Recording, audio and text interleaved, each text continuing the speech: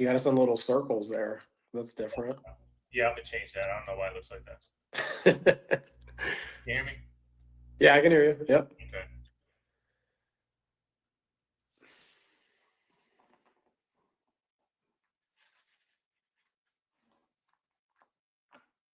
All right, we're good. All right, we did it. Let me put this away. Better and better every week. What can I tell you? We did it. Take this guy and turn that up a little bit. You. Are we Okay, here? I can hear you loud and clear. Now let's go. Episode 18 live on the Kaspa Standard. Let's go. You know what? I'll leave the bubbles. Whatever. I'll leave the circles this week. Okay. Yeah, I think it's a nice little change up. Why not? No, absolutely. Shit, man. Let's see. So we did it. We're live on VVOR. We're live on YouTube. We're live on X Spaces. YouTube. YouTube.com/live on the Kaspa Standard. VVOR, if you go to the link in the episode description on X, it's VVOR.xyz/channel/TWTakes And then on X Spaces, we are at live on the Kaspa S. And that's where you can see video. You can also chat with us there, and the chat will come up onto the live stream as well. I have the ability to display chats there. You can also chat on VVOR. I have that up on my laptop now, so I can see. Because shouts to Damien. Damien was on VVOR last week. Tipped us 10 and was chatting. So I made sure to bring that up on a different computer so I can see the chat for VVOR. That is the intro, right? Oh, we're over on X Spaces as well. So if you're watching on video and you want to join with voice questions, please go to x.com/@glitch in 888, and that's where the Spaces is. Other than that, I am at TWTakes, so make sure you follow as well. Juan, my friend, live on the Kaspa Standard, episode 18. What's up, dude? Hey, man. Happy to be here. So it's 18 episodes, but I want to say 17 weeks because we did 2 episodes in 1 week, right? Correct. Yes, we did that emergency FUD crusher. The emergency FUD crusher. Yeah, that's been needed from time to time. But yeah, we showed up that 1 week a couple times. Yeah, man. Happy to be here. It was really warm down here and it got cold, so I thought I was gonna be by the pool in a tank top. But no, the weather likes to play. I've been looking forward to doing that again, but no, it hasn't been the case. I know you woke up to what? To 10 feet of snow? No, 8 inches of snow. Yeah. Oh, 8 inches? Yeah, 8 inches of snow. I'll tell you what So, though, it was perfect snowball snow. So when it comes to shoveling, it's not heavy, it's nice and fluffy. And I mean, we have a pretty decent sized driveway. It took my wife and I together about 40 minutes to do it. And wow. yeah.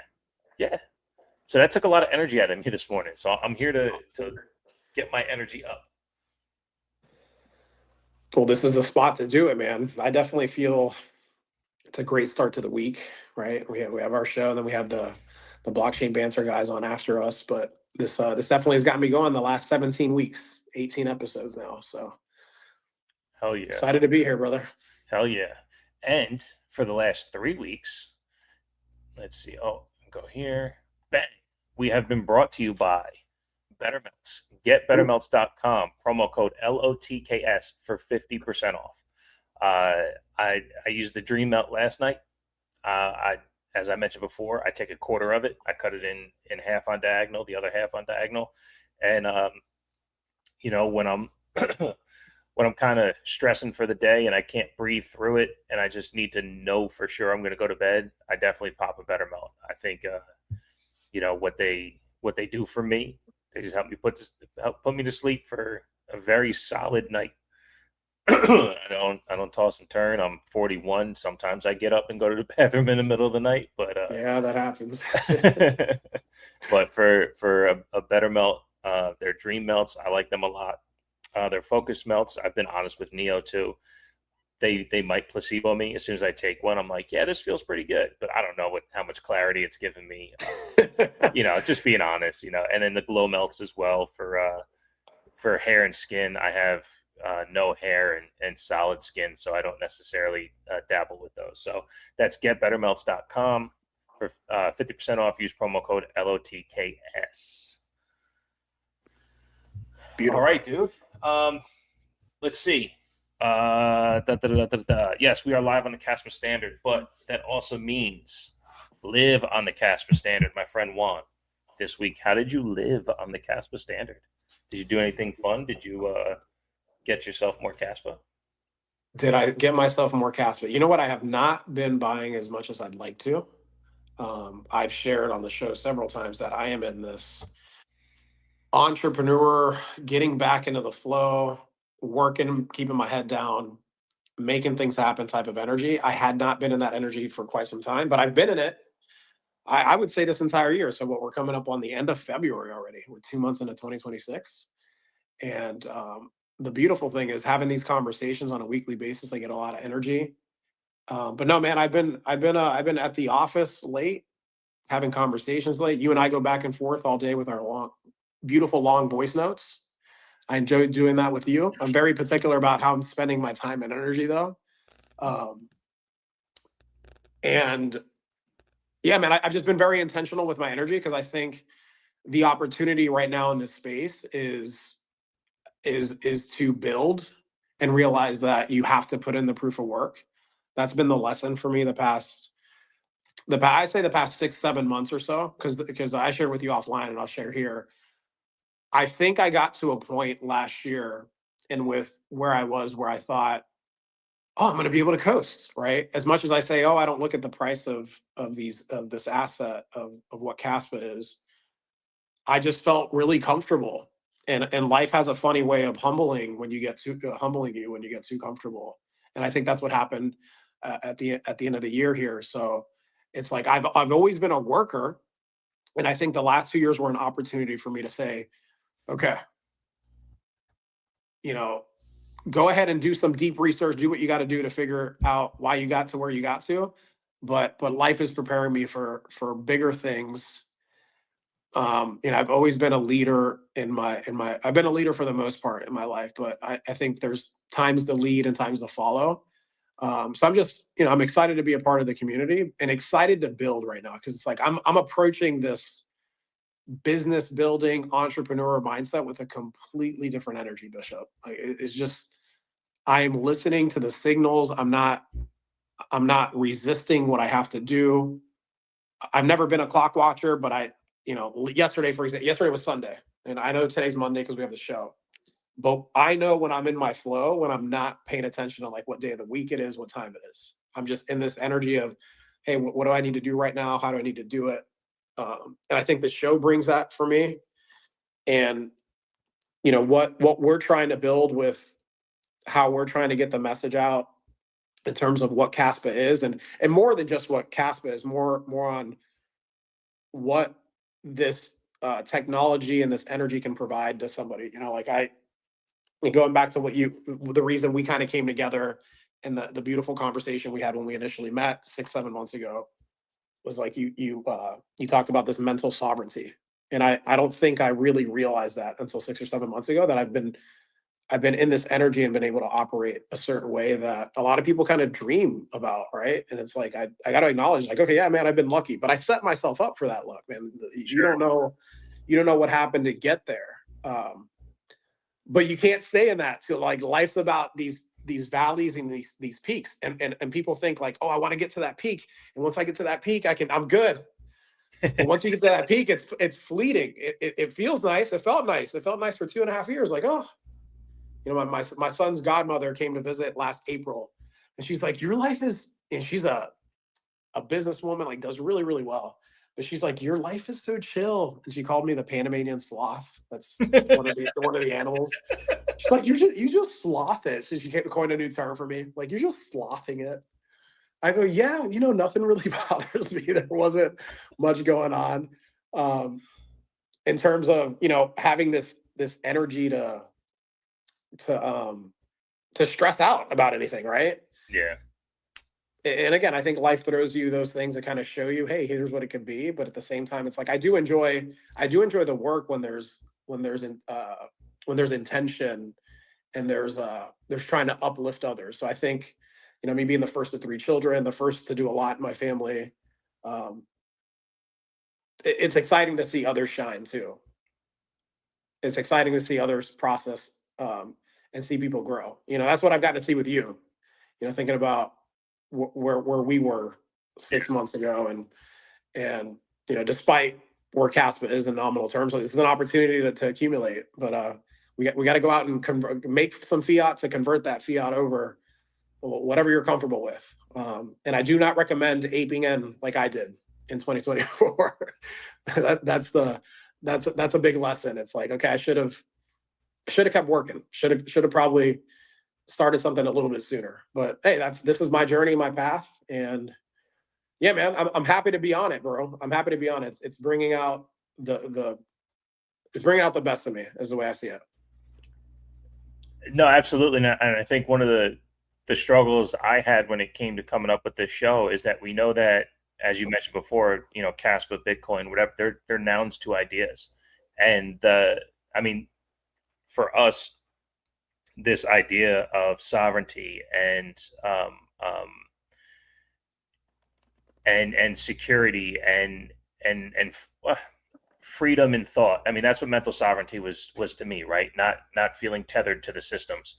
And coming up with Live on the Kaspa Standard, I think it's because it's where it mostly exists right now. But to your point about aping in, I had mentioned a few weeks ago that I started daily buys, and I quote aped in. Like, I would only buy when I thought it was at the bottom, and I would do big chunks, $400, $1,000. Let me transfer all my Doge into Kaspa right now because this is at a high and that's at a low. And what you do when you ape in my opinion, is you actually lose sovereignty because you have no other choices you're allowed to make now. You're constricted to your buy. So what I did this last time when I was able to, secure a little bit of cash, is I took I'm doing a $10 daily buy, but I took 3 months of that. So $900. I took $900. I put it in my specific $10 daily buy. So over the next 90 days, it's going to do $10 buys.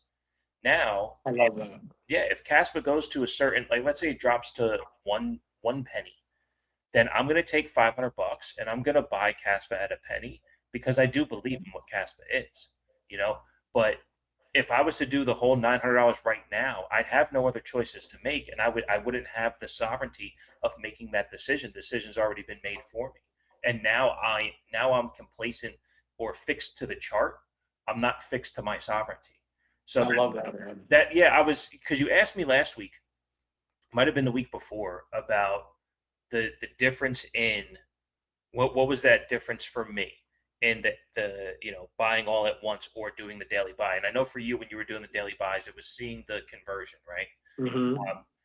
And to me, like, I see that, but that's not where I feel the power lie. I feel the power lie in the fact that I don't owe anyone anything right now. I don't owe the chart. I don't owe Kraken. I don't even owe, my family to a certain degree, because this was decided, this was agreed upon, and now here it's going to play out. Now, again, yeah, if it makes a move in one direction or the next, cool. And here's the other thing, if I miss out on a boom and Kaspa runs to 15 cents, I'm still okay because I was already pot committed lower than that. So now I can just continue it and see now. That's where I'm going to enjoy it. Is right. I think yesterday's buy was like 316 CAS, right, of $10. When that goes to fucking 80, I'm like, man, $10 just don't go as far as it used to. Yeah. But I started to get 80 more CAS. So like that's what I'm looking forward to in this, because that I now have the ability to make that decision. Do I want to continue my daily buy? Do I want my DCA to go up?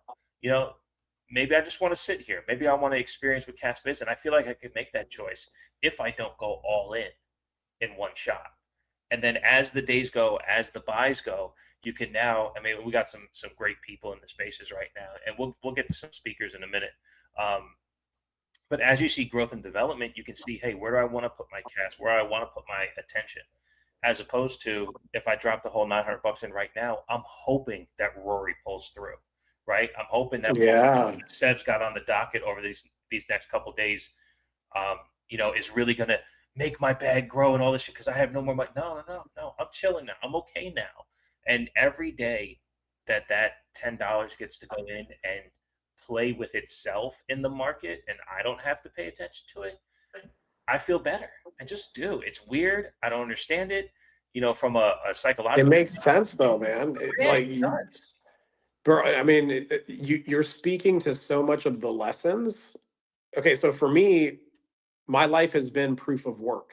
I never, I mean, I had a financial advisor and I would throw him a certain amount every single month for tax reasons, right?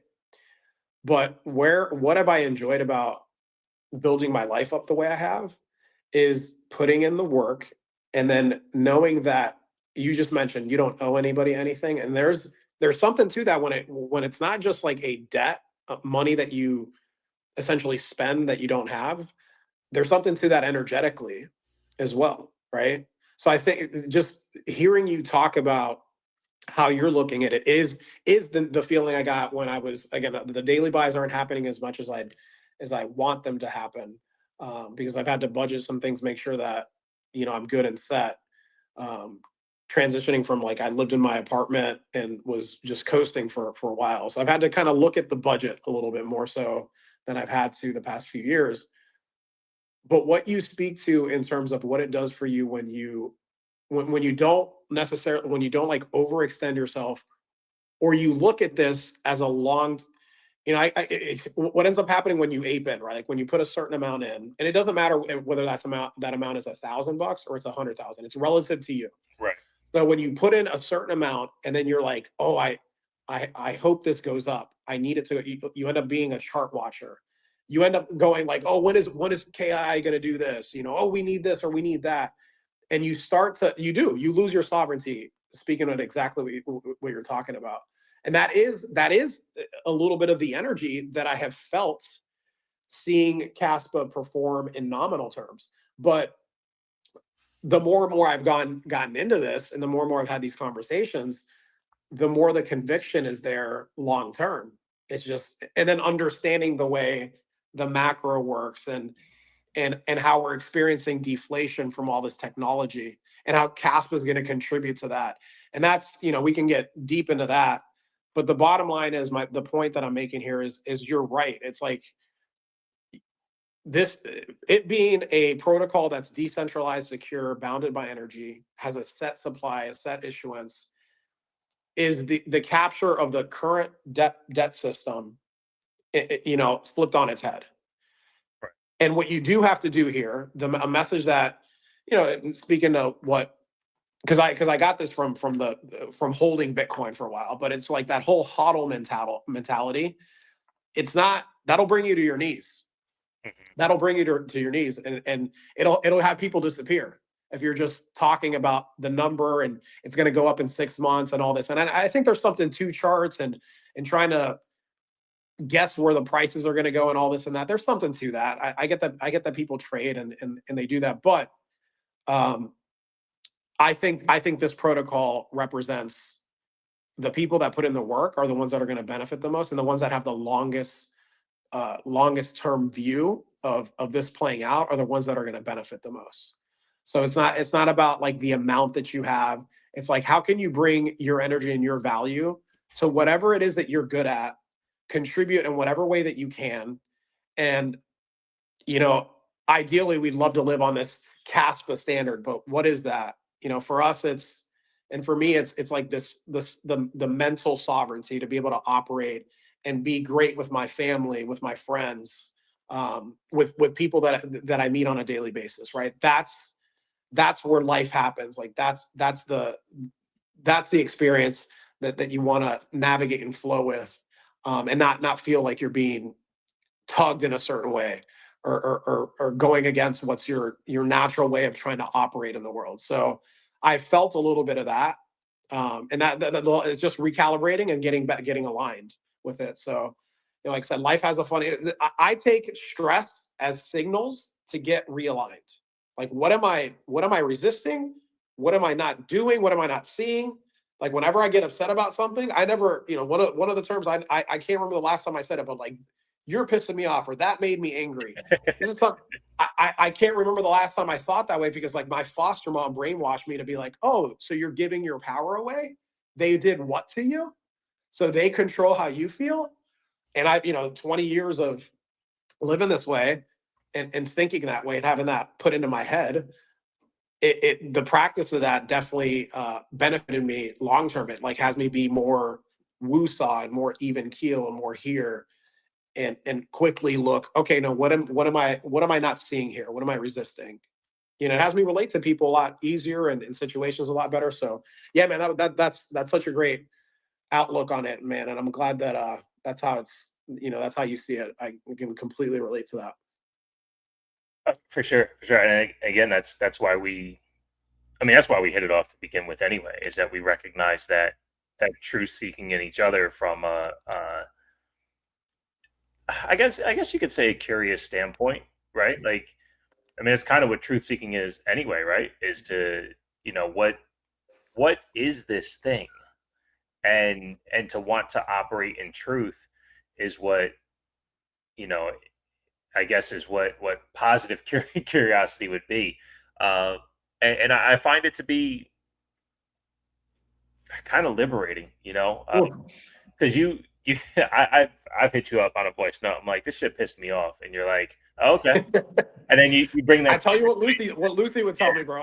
Because I used to say that shit too. But in it, and I try to defend my choices. You do, yeah. We all do, yeah. Be pissed off, but because I say it in the look, the actions of others exist, and the emotion associated to the actions of others is a true emotion. Yeah. But so your real point is, why are you allowing yourself to have that control over yourself? Because look, the world's a very complicated place, and there's 7-8 billion people, and each one is going to make you feel something different. It is upon you to recognize and process to a level to which you're not impacted that way. If let's just say there's a horrific war going on in the world, pick one, they're all over there. And that resonates with you, that makes you emotional, makes you sad, makes you angry, whatever that is. Is that event taking the power away from you? Or are you in touch with that frequency of the world, right? So I think there's some give and take there, where you can be triggered emotionally in a way where you're just in touch. But then there could also just be things where you're so blind to your own frequency that everything throws you off balance. And I think that's more or less what you mean when it's like, well, why are you letting it fuck with you that way? Well, the truth is your frequency's all fucked up, Is that kind of that's pretty accurate. And there's layers and levels to that. I will say that, right? Because one of the phrases I would always hear from my foster mom when I was younger that I know made a huge difference is whenever I would get, like I used to beat my brothers up. I have two younger brothers, and we would wake up and it was battle. Like we would just fight each other every single morning. My mom would cry like, "Why wouldn't you guys get along with you?" We were those type of boys, bro. And then when my family split up and I had to divorce my parents and I lived with my foster mom, my younger brother was only 11, and he was like this really good athlete. And I was playing football, but I was doing it more for him. I wasn't really doing it for myself, because I knew he was a really good athlete. And I was like, I know I'm not going to make it to the NFL. Or that was my attitude, right? I look back, I'm like, shit, had I played in the game today, I'm 6'1", 200 pounds. Like, I think I could have potentially. Back then you had to be like 6'4", 6'5", pocket pass, whatever. Whole other story. But what I'm getting at is that whenever I would have moments, the beautiful thing about the foster parents that I was blessed with is Lucy would go, "How's that working out for you?" Like chill, calm demeanor, like no matter how intense I was. And it would like, initially I'd be like, "What do you mean?" And I would get into it, and she just, "Okay, so you open to a different perspective. You get that enough, you start to check yourself." And then, one of the things that I really recognized and eventually realized, like the patterns, it was like, oh, okay, I kept getting upset, angry at these things I have no control over. And so we're very reactive. We're very reactive when we're younger. And as we get older, and you at least you recognize it, right? Because the age has nothing to really do with this. It's like if you can recognize it at some point in your life. I see it with my son. Like my son is very chill for a 12-year-old. Very little rattles him because he's very present. So that's what it called to. It called to me being more present and realizing, okay, how am I showing up to this? And what am I not seeing that's allowing me to let this? And it doesn't mean like the feeling of, for example, if there's a war happening and you're aware of it, of you being sad and being upset about it. That doesn't mean taking away that. But it's this like the energy that you channel does affect you, and it affects the things around you, and it affects the frequency that you're vibing on. Yeah. So what I experienced once I tapped into that is like I could feel it, acknowledge it, and in a sense take responsibility for it. Not like it was my fault. So when somebody does something and it triggers something in you, it's not your fault. Yeah. It happened, but you now have the ability to respond in a way that fits you and can allow you to deal with whatever that is and continue to move forward. So that's what helped me with my sales career, my business career. So when things would come up, I mean, there isn't anything now. I mean, I cold plunging helps with that. Taking in as much stress as you can helps with that. And then realizing, okay, the stress is outside of me. I have everything within me to come to this moment and bring my best to this moment, right? So that's the levels and the layers to it. But it's the phrasing and the wording that we use towards things that happen matter. And I'm very cognizant and in a sense sensitive to words, to where I realize, okay, I speak to the frequencies of what it is that I want to attract into my life. And this is something like 25 years ago that I remember talking about this. And I think it's being more talked about now, like transparency, transformation, understanding frequencies, like all that shit was like woo-woo back then. But there have been studies, there have been things shown now that all this stuff is real, right? Right. And you don't know what you don't know. I remember being shown the concept of like, oh, why you think you know, right? Like think of a little speck, right? Now and put a little circle around that. So you know what's in the circle, and then you don't know what's around you, but you don't know what you don't know to infinity around that. So if, like we will never know everything, and the more you can humble yourself to that, the more you can weave and bob and weave your way through whatever scenario, whatever situation. But it takes practice, man. It takes practice, putting yourself in that intensity. Putting yourself, putting yourself up to that, and then trying a different perspective, trying something out. And it's not the same. We're all different humans vibing at different frequencies, right? So it's not about you being woo and like trying to understand the world and all that. Like if you get upset, acknowledge it. I have a thing called the 5-minute rule with my son, and I've taken that down to like 5 seconds, 5 milliseconds, right? But it's like whatever something comes up, we acknowledge it. We're truthful about how it makes us feel. But we don't let that shit linger 5 minutes, 5 hours, 5 days, 5 years, like and unfortunately people do that. They realize they give too much power or energy to whatever the situation with the circumstance was or is. Yeah, absolutely. And it takes a lot of work. It takes, unless you start with a foundation, which I'm so happy for you and your family to have, begun there. You had to do the work, so when it came to the next generation, you could build that foundation. Yeah, and dude, I'm grateful for the 17 years of chaos prior to that. Yeah. It was like I didn't get that family until I was 17. So it was. I know I'm lucky. I know I'm fortunate that I was put in that situation and got to see those perspectives. For sure, for sure. Yeah, man. I think I think a lot of people have recognized that about this show. And we wanted to take,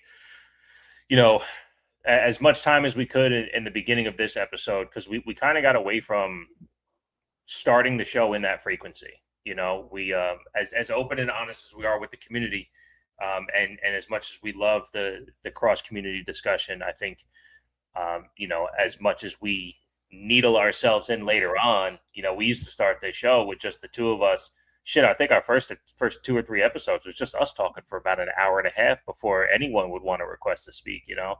And again, much love and respect to everyone in the chat on Spaces right now. We're not ignoring you. Basically, what I'm just saying is we're trying to get back to the basics a little bit. You know, continue to make sure that we're operating in sovereignty. We're preaching is the wrong word, but we're expressing ourselves where we're at.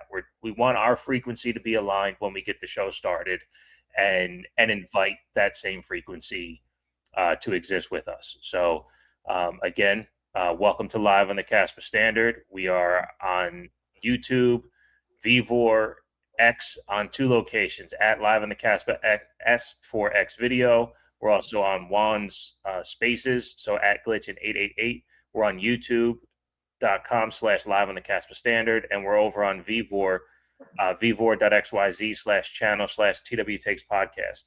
So we got 3 video streaming. We got the Spaces if you want to join in chat. Here's a quick show recommendation. Anyone in Spaces, if you what we're going to try to do is we're going to try to push, you know, about a half hour to an hour, whatever it takes for me and Juan to have our frequencies align and truly feel ready for the show, if you will. Not that we're not prepared. We're going to take some time, but if you're on a time crunch and you do have something to say, hop over to the show page, Vivor or YouTube, and leave a comment, and then we can see that quicker than we can see like X comments and stuff like that. Because as you guys know, me and Juan, we get to talk and we just get to talk. We don't do much looking. But the comments filter right to me. So I'll be able to see them, and then we can get you guys in a little bit quicker, because we love the engagement that we get from everyone. And 99.99% of the time, there's some knowledge dropped here that we don't want to lose. So I know we didn't get a chance to get to STP last week. We missed out on bringing him to the stage. But so if anyone has that, just leave a comment in one of the spaces that we have, and we'll try to get you up on the stage a little bit quicker if we're not prepared for it on the show yet. Other than that, those are some of the plugs. Also, again, get bettermelts.com, promo code LOTKS for 50% off. If you guys could also retweet the spaces, like, share, subscribe, and all that good stuff as well. We also have our castmap.org promo codes in the show notes descriptions. Promo code Juan or promo code Bishop to get yourself a little discount on the premium. And yeah, so make sure you guys like, subscribe, all that good stuff. What do you say, Juan? You want to open it up to some speakers now? Let's do it, brother. Let's do it. I thought Rory requested too, so if you're still available, I'm gonna invite you up to speak. But I see, hold on, we got a request here. Yeah, I just clicked on it. We got STP. Okay. Awesome. Glad that we can get to you this week, STP. Okay, perfect. Thank you. Yeah, I just wanted to have your guys' opinion on what's happening with Kaspa lately. So do you guys have the same feeling as me that it's pretty hard to follow on everything what is happening lately on a technical level concerning Kaspa? This both from the core dev Kaspa team as people building on Kaspa like Kaspa map or Vivor or things like, or Kaspa chat. So what's happening, for what I am aware of as today, is now we have the testnet 12 nodes. Then we will have 2 hard forks in 2026. Governance, Silver Scripts, Dark Knight, and a higher block rate. And the importance of Dark Knight, that this will be a hard fork in Q3, is really important. So Dark Knight explained Kaspa network, the Kaspa network operating at the latest latency adaptive consensus mechanism that eliminates fixed network delay assumptions. What does this mean? So today, what is the situation today with Kaspa? Kaspa is almost instant, okay, but at the moment, there is a built-in margin of error to protect the Kaspa network against network latency. So this would disappear in Q3 of 2026 with hard fork. So that's something I have difficulties with to let it sink in. there's so much information, so that I'm not sure that what everything I say here today is correct. And then you have IGRA Labs putting high standards. Then you have Key II working together with the DII Desert Energy to transform the energy value chain at scale with Kaspa. Then they Key also have Onion Chain, Eigenflow. Yeah, what is your guys' views on this? All this happening on the same time. For me, it's like uh, Kaspa on steroids at the moment. I love it. It makes me excited, but I also am trying to stay back as far as I can until more things materialize. So because I'm not an in-depth tech person, I don't understand the algorithmic things enough to be able to express them. So I do rely on something like in last week's episode where we talked about Casilla messaging a lot, where I can see the actual utility. I can speak on VVOR and things like that. So what this moment does for me, though, something that I've said to Juan a few times. Can you imagine what Kaspa looks like in 3 years? That's this moment that's happening. This in 2026, where I originally thought we were going to see implementation, I think we're seeing the tools that are going to be the developmental resources for the following generation of implementation. So whether that is Q4 this year, Q1 next year, so whether it's 2027 or 2028, whatever that is, but I think this moment right here is the genesis of what is truly going to help Kaspa flourish over the next generation of what Kaspa looks like. Yeah, and my opinion is talking about the title of the show, right? Live on the Kaspa Standard, living on the Kaspa Standard. It's about coming to where we are and what is so. So all of that STP, and I think you named just about everything that's happening. I mean, I can't think of a time that I've been in Kaspa, and I discovered Kaspa in May of 2024, that there hasn't been a lot going on, that there hasn't been all this and I don't want to say hype in a way, like in a negative way, but all this, hey, here's what's coming, it's coming this time. I think all of that's exciting, but just take a look at what Kaspa does right now today. And are you using it? Is it I can tell you nothing's changed for me. My barber still gets paid every Friday in some Kaspa. My son sends me Kaspa when he wants Roblox. I'm still onboarding people whenever I meet them and they ask me, hey, well, what's this Kaspa thing? Or they see Kaspa on my car or the shirt that I'm wearing. So all these things are exciting, but to me, you know what it reminds me of, Bishop? It reminds me of football season at the beginning of the season, when you talk about all these things that your team can do, and all like everybody's a Super Bowl contender week 1, and then by week 8, and then like my Bucks and your Packers were like killing it. We were 5-1. And then by the end of the season, we didn't even make the playoffs. Like we had the worst run ever. Yeah. So I'm not saying that all these things aren't beautiful and great for Kaspa, but I'm the type of person that talks about, like, what is it doing right now? Right now, Kaspa, I mean, shits on everything else. Like proof of work wise, it's not even close. So it's exciting. But I would take everything with a grain of salt, and then continue to do your research. Find your groove within this, because STP. I don't know how long you've been in the community. This isn't going to stop. And yet, I do think, once Dagnai gets here, these are things that are on the roadmap. That's going to be some game-changing things. And trust me, when that comes, I'm going to get really excited when it does.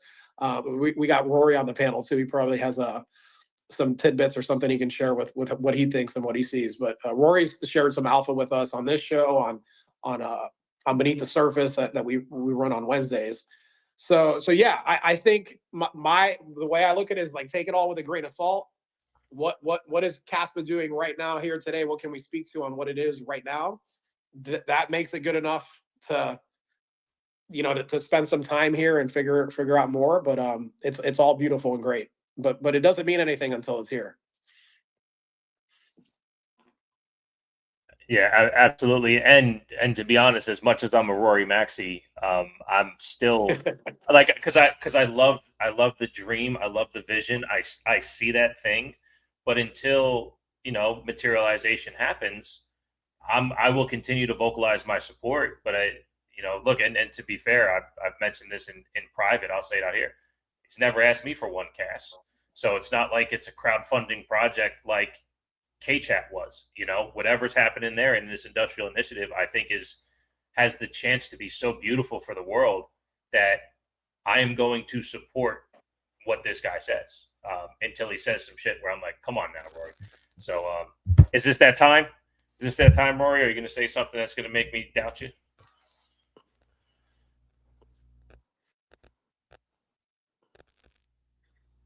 He's unmuted. We can't hear you, Rory, if you're talking. Hey guys. There he is. Hey, what's up? How's it going? Usually when I'm talking to you guys, it's like 4 or 5 in the morning my time, and I'm absolutely exhausted. Yeah. So do you sleep at all? I gotta ask the question though. Do you sleep or vampire? Like you only need an hour of sleep? Like what's going on? Well, that was the whole thing. I just went to look at better melts, and looks really, really cool, but they don't ship them to Europe. Oh, we gotta get Neo on that. All right. That's just got to expand. Happening right. There's a great market expansion if ever there was one. I'd buy 6 months supply straight away. I went. I had a look at the website. Looks really cool. For the US listeners who can get it, wow, it looks pretty good stuff. Has a nice mix of ingredients in there. Looks pretty cool. As somebody who's a definite insomniac, I can attest to the fact that this looks like a good sleep stack for sure. I use it. It works for me. I do believe that Neo has a tweet from March 1st saying that they ship to Germany and Australia as well. So I don't know how quick of a flight to Germany just to pick up your bed. No. I'd use a service like Reship or something like that. If they're really good, then there's always a way of getting something. But it's really exciting times in Kaspa land, for sure. It's great seeing all the regular updates. Silver Script is very helpful. The work that Hans is doing is fantastic. There's the work on covenants being consistently updated is very helpful to us. We've gone and re-architected a lot of things. So on some of the things we're working on, we're on our 3rd iteration or 4th iteration even of just overall architecture, because we're trying to follow where Kaspa is actually going, and that's been pretty good and helpful for us. So we're actively redeveloping some things. It helps. Yeah, we shared a little bit of information today on Olive Chain, just in terms of just the flow of how that whole supply chain works. We posted there a little while ago. So for some reason the image we made was really sharp, but I think X has downgraded it a little bit. But it's a screenshot from one of our internal systems, and it'll form the basis of our new website that we're working on updating at the moment. So it just gives you a little bit more of a flavor and insight into the supply chain related to Olive Chain. It's quite interesting. It's one of our favorite little pet projects, because it really showcases what we can do with Kaspa.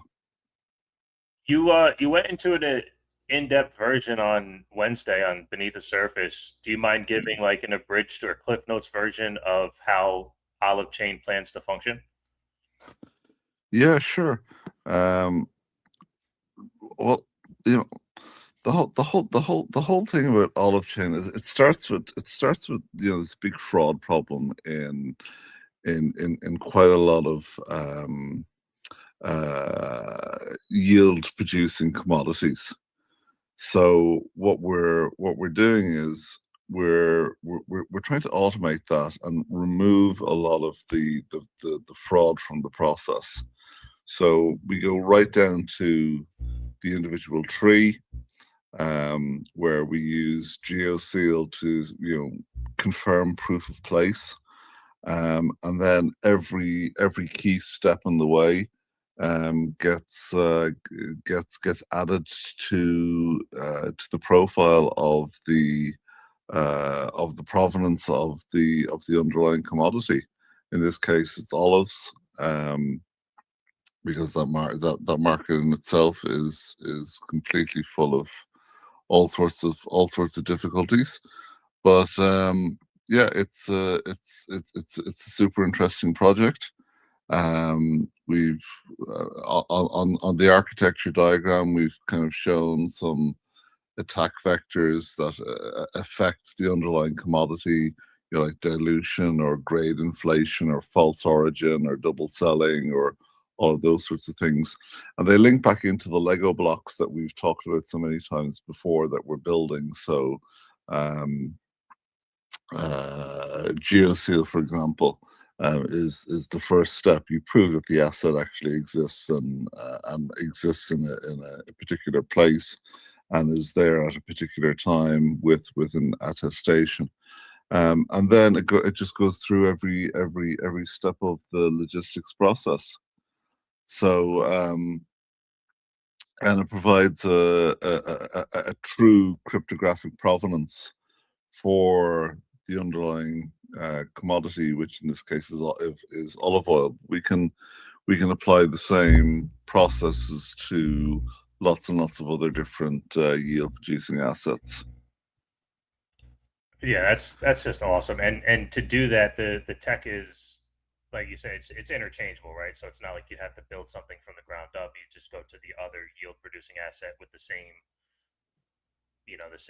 setup, right? Yeah, exactly. Yeah. Exactly. But the olive oil market in itself is an interesting one. Globally, it's worth about 16 billion a year, with extra virgin premium olive oil commanding a 2 to 5x price differential, in terms of the different grades of refinement.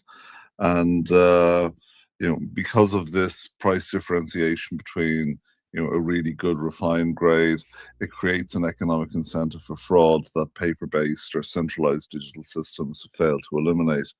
And so we came across a report from the European Court of Auditors, because the EU, they regulate everything. So what we did was we just had a great read of that report, and it helps prove that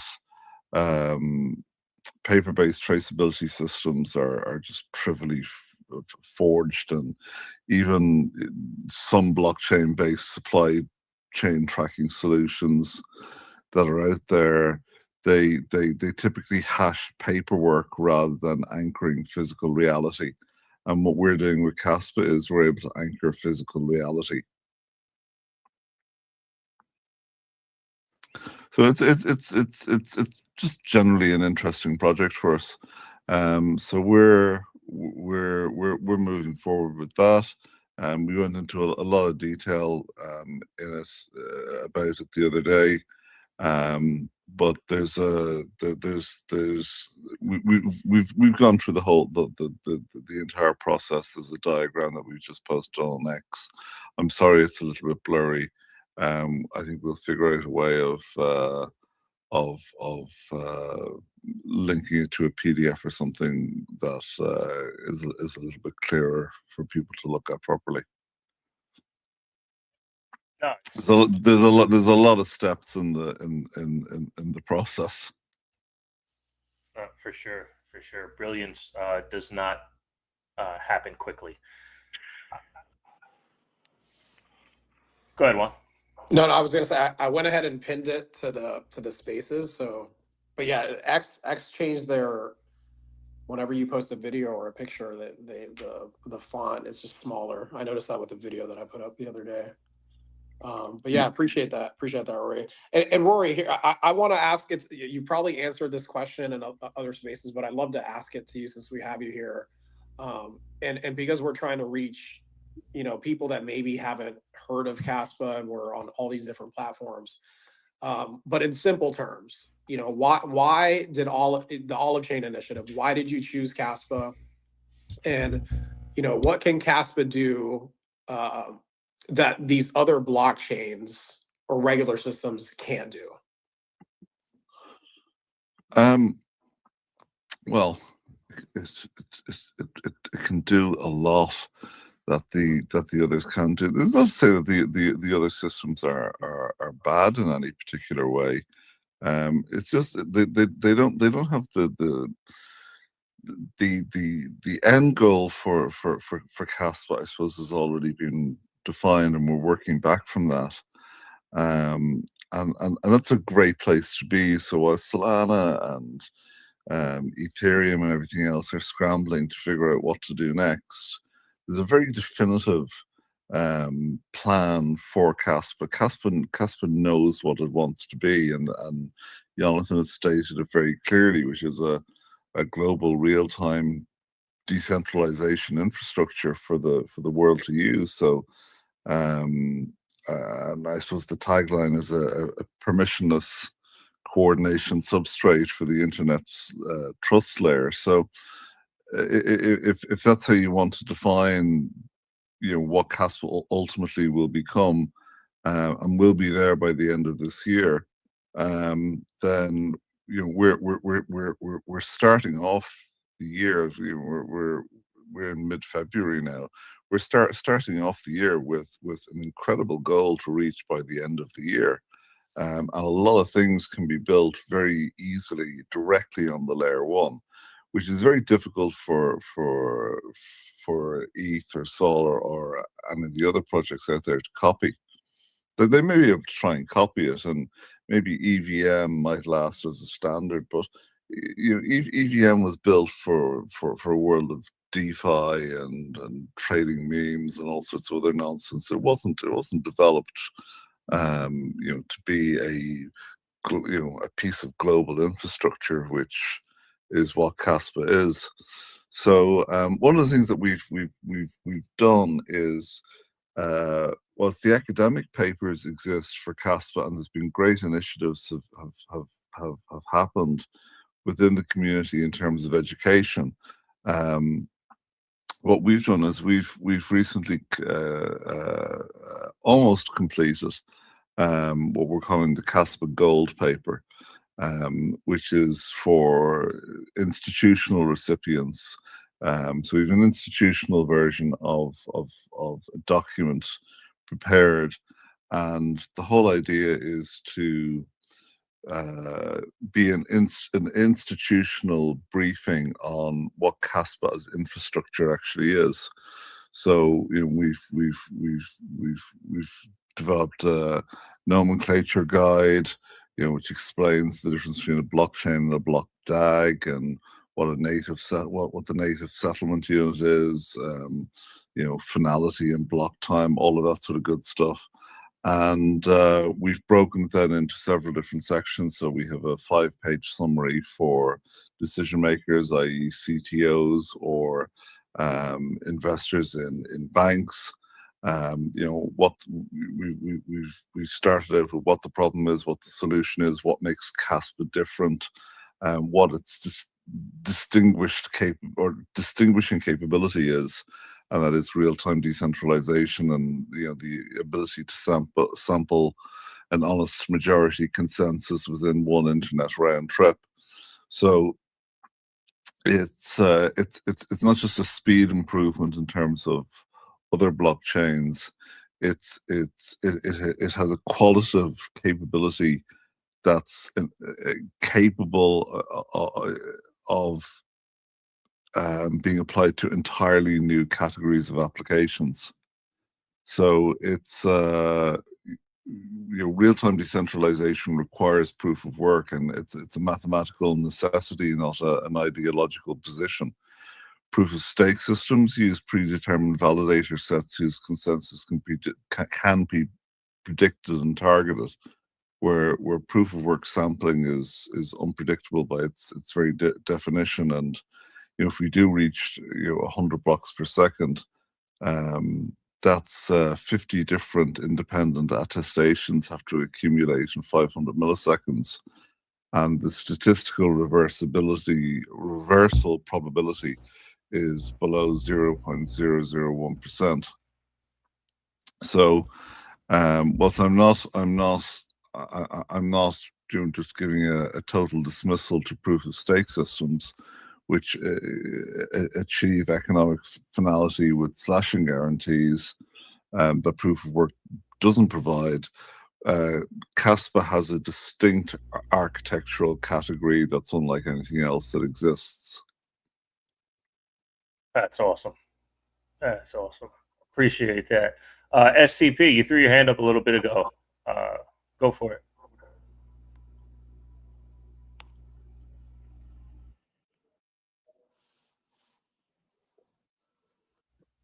While we're waiting on STP to come speak, remember to please like, subscribe, share the space.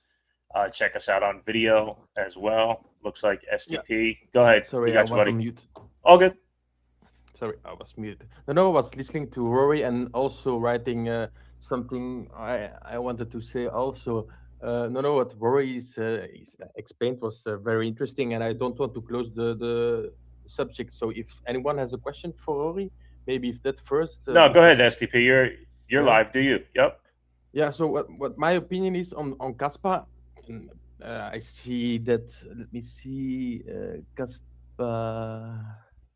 Kaspa Silver is also on stage or was on stage, so he will he will probably laugh when I say these things, but because he's very technical. I think Kaspa is not built to be just a peer-to-peer cash system, a payment system.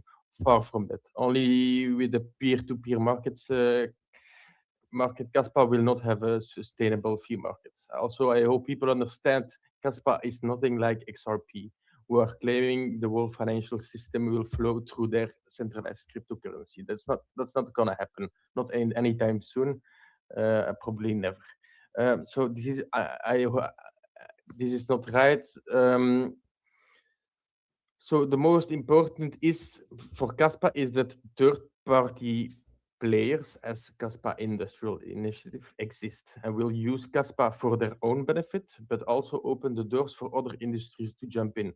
Kaspa is, in my opinion, more suitable and made for industrial applications, microtransactions, everything you want, tokenization of energy. Kaspa is just way to perform and to serve only as a peer-to-peer payment system. And also, what is also important, so we have now Kasplex, and we will have IGRA Labs, and then also the VPROX. What is very important that a lot of people do not understand, neither do I, but also we will need atomic composability because now everything built on, for example, built on Kasplex and everything later built on IGRA, there is no way that these applications can interact with each other. So this is also something that has to be proven and made possible. And Kaspa will be the first one. Kaspa is working on this. And this will open even more doors to the industry. So that's something I want to point out. Kaspa is way too strong to serve only as a peer-to-peer system. And then you have the atomic compatibility that is very important, so that everything that is going on the Kaspa L1 or L2 can interact with each other. And that this is the real goal of Kaspa. This is really the end game together with Deck Knight. Thank you.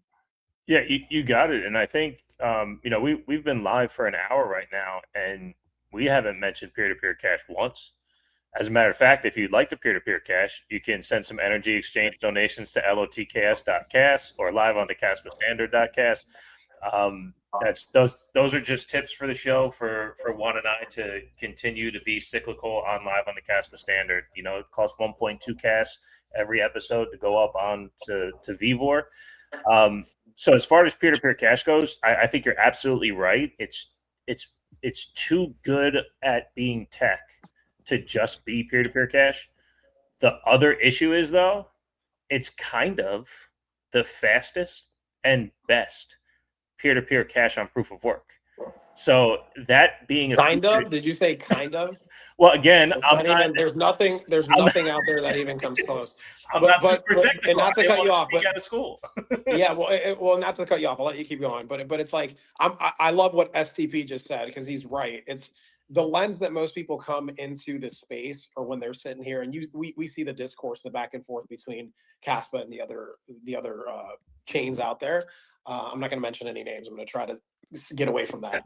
But we see the discourse, and we see the back and forth. And I mean, we had a gentleman come on the show, and for me, this was probably like 7 or 8 weeks ago when we had Parker come on and really opened my eyes to it, where he's just like, yeah, that's essentially just a feature. It's a feature of Kaspa, but it's an important feature that needs to happen, because if you do end up sending a donation, for example, to the KNS domain that we have, live on the Kaspa or LOTKS, it's an instant, confirmation. It's sent pretty quickly, and that was something that this space tried to solve for, and essentially got away from, and just, the other protocol just tried to be money. So, but SCP, I think you bring up, you brought up a lot of the beautiful projects and what's happening. I see some people in the spaces that are builders, like I want to shout out Banana, even Casmi's building so much on Kaspa. I see Felix down there, Julian with Cascad. There's so much happening within that this layer one of Kaspa is going to be able to solve for so much more than just that peer-to-peer. But I think, STP, he's speaking to exactly what that is. And a lot of us that have been here for a little while are noticing, hey, cool, yeah, we can send the Kaspa to each other quickly. But he has a point. Maybe the fee market isn't completely, with what KII is doing. You talked about, Bishop. Maybe you can elaborate more on that. How much the block space is going to be taking up just by that, and why it is important that we go to 32 and then eventually 100 blocks per second. The potential here is immense, and I just want to shout out people that are in the spaces right now. It's super cool to see everybody that's in here, because I see a lot of builders, a lot of people that are out here working, putting in the proof of work. Yeah, I mean, just to comment on what you said, like I know nothing about what Rory and Kaspa.ki are doing when it comes to the amount of data they're going to use.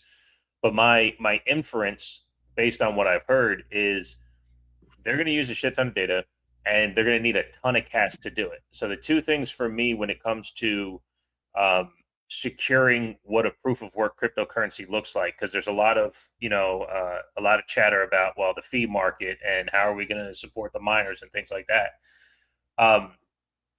In my opinion, one of the most overlooked market manipulation tactics that can happen within anything is constriction.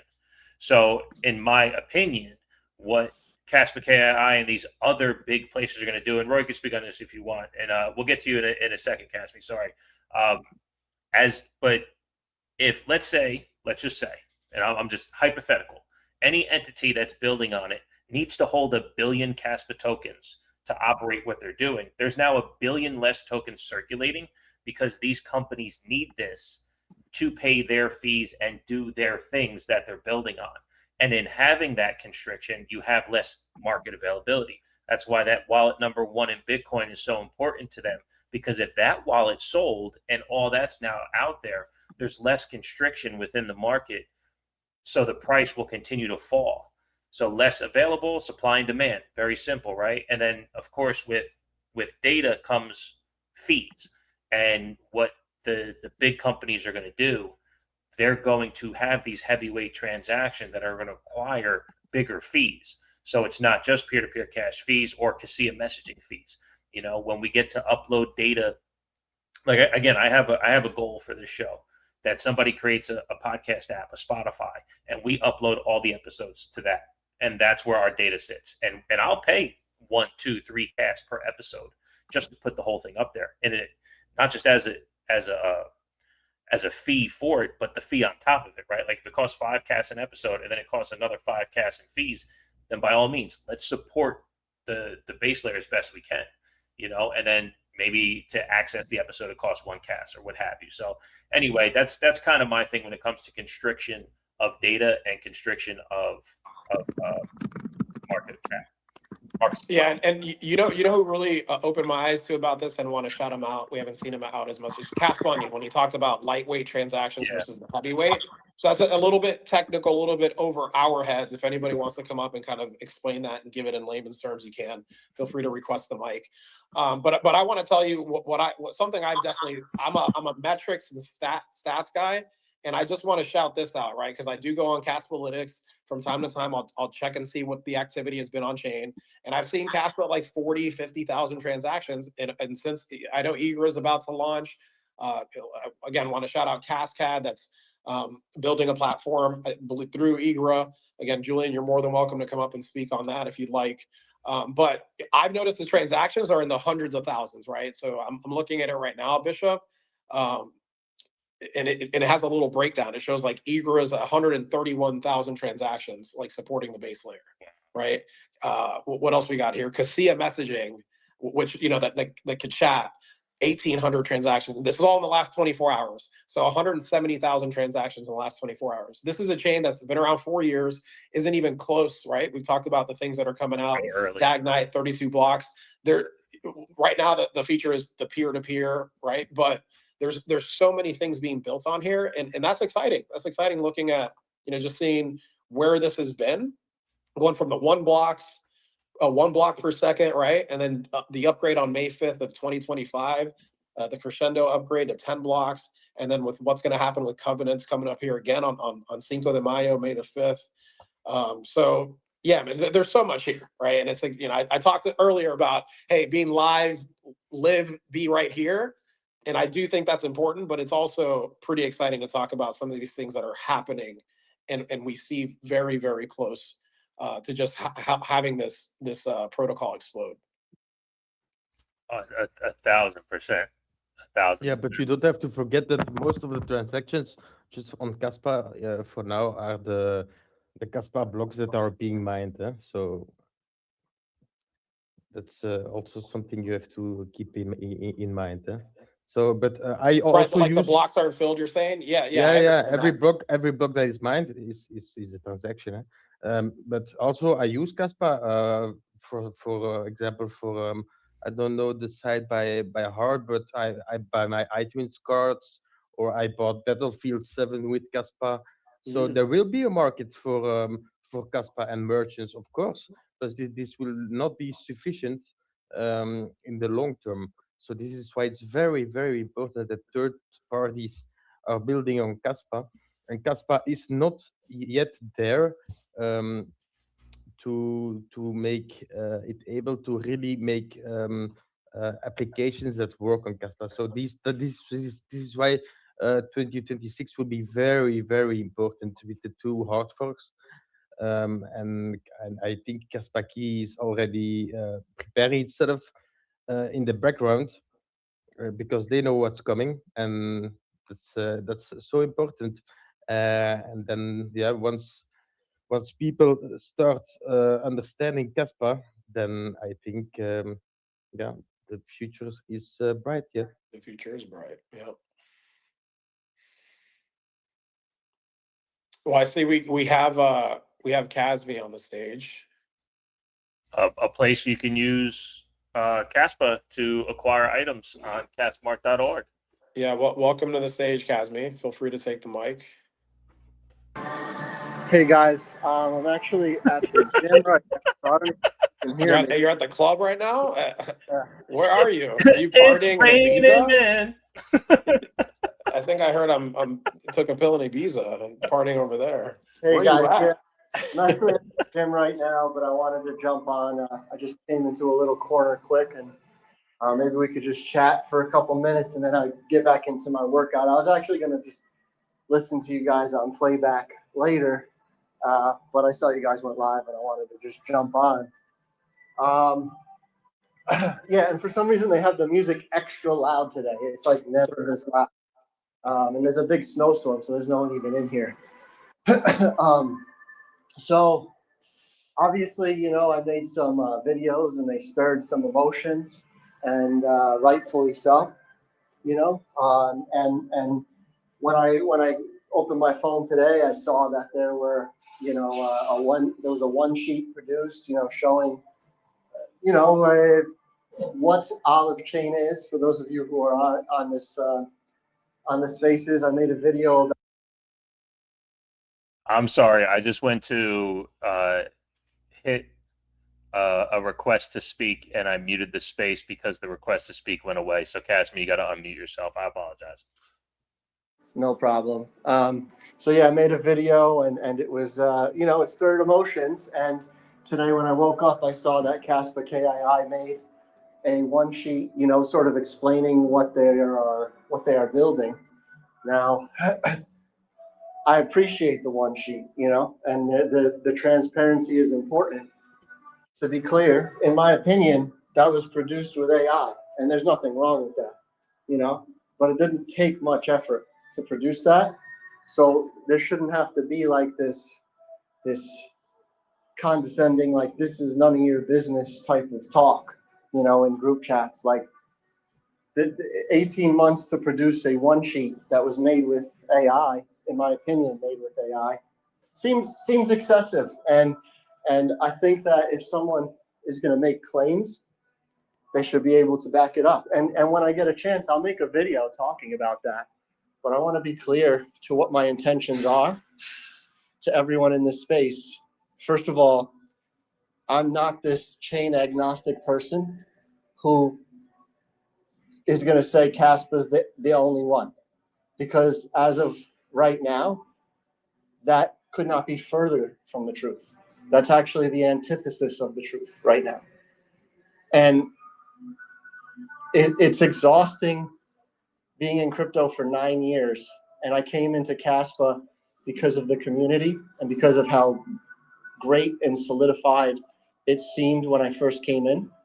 And then I start building here because I fell in love with the community. And I see this arrogant, bona fide tribalism where as soon as another chain is mentioned, yeah, that chain is trash, Kaspa is endgame. It's literally not true as of right now. There's no truth to that at all. And I'm tired of it. I'm tired of people snubbing me because I like other chains. I'm tired of other chains being disrespected on social media, people attacking Bitcoin. Do you know how crazy it is to attack Bitcoiners? Let me give you one reason to not do that. When Bitcoin goes up, the whole market goes up. Why would you pray for Bitcoin to go to zero? If Bitcoin goes to zero, the whole market is going to zero. And if anyone has anything based on fact to counteract that, to contradict that, just show it to me. Because I see Kaspa down below 0.029 cents right now, okay? And at the same time, I see Bitcoin dipping below 65,000. So there's a correlation in price. If you respect Kaspa, if you want to see adoption in Kaspa, there has to be positive price action in Kaspa. And the best way to achieve positive price action in Kaspa is by respecting other chains. Okay, I literally will go into conversations and see people effing Bitcoiners. Like that's how you plan to get adoption on Kaspa, is by effing the coin that has 67% market cap. What if I was producing a new operating system to compete with Microsoft and it was better? And I was saying Microsoft is going to zero and my operating system is going to blow it away. It's just totally ridiculous to think that way. It's so disrespectful to the crypto community to have this level of tribalism. And I've stood by and I've watched it, and I'm not standing for it anymore. I'm calling it out. So, you know, for Rory, I appreciate the one sheet, and I'll make a video on that when the time comes. But I come into this space, and the first thing I hear is Solana was built for meme coins. Like, how are you just like going to ignore the fact that you can buy stocks on Solana? How are you going to ignore the fact that right now my cell phone service is running on decentralized physical infrastructure built on Solana? Like, it's just so disrespectful, and it couldn't be any further from the truth. And at the end of the day, I'm calling it out 10 times out of 10. And you guys don't need to feel obligated to ever let me on your stage again. I would totally understand that. Like, I get it, because it's going to be a little controversial. But I'm not going to sit by and watch it anymore, because it's just so disrespectful, not only to people who build on multiple chains, but to Kaspa itself. Well, I appreciate you coming on and opening up. But your last comment just kind of threw me for a loop, because that's you willing to burn a bridge that's not on fire. You know, you're more than welcome to your opinion, and you're more than welcome to your pride and your passion. And I've stayed out of this and watched you go down this path. And by all means, it's up to you to take that journey. But specifically, I'm not the one who has not supported you. I'm not the one that hasn't given you a voice. I'm not the one that hasn't allowed you the stage to promote everything you're doing. I'm not the one that hasn't invited your cross-chain utopian dream. I've never stopped you from that. So you wanting, or you being okay burning that bridge by saying it's okay that we never let you up here again, fucking hurts, man. It fucking hurts. So I want to let you know, Bishop, that I'm not attacking you. I'm not attacking Juan. And I'm sorry I actually made you feel that way, because I actually exchanged messages with someone recently, letting them know how great of a man you are specifically. So I'm sorry I made those emotions come out of you. I didn't mean to. I'm not here. And I'll say this, But you are. Here's the problem. Like, you are, like, this isn't any other Kaspa space. This isn't another show. This is, and Juan, I apologize for this phrase, this is my show. So if you're gonna say somewhere else how great I am, but then come on here and saying that it's okay to not come on this show anymore, why would you think I would treat you that way? Why would you think that you being honest in front of us would put me in a position to do that to you?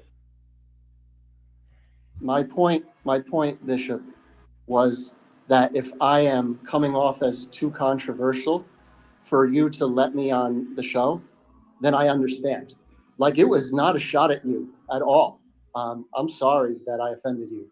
I appreciate everything you've done for Kasmi. And to be clear, I know I made a brief mention of what Kaspa marketing is in my little monologue there, but this isn't about me. It's not about Kasmi. It's not about Kaspa. It's about respecting the crypto community as a whole. That's it. So, like, I know I come off strong tones, and that's my level of passion. I meant no disrespect to you at all. And I just want to throw a comment in here. And Kasmi, listen, I know Bishop is, feels the way he feels right now. I'll let him speak to that. But I can tell you that I don't see a problem with challenging anything and giving your perspective. I welcome it. There's a couple things that you mentioned in there that, I'm tired of too.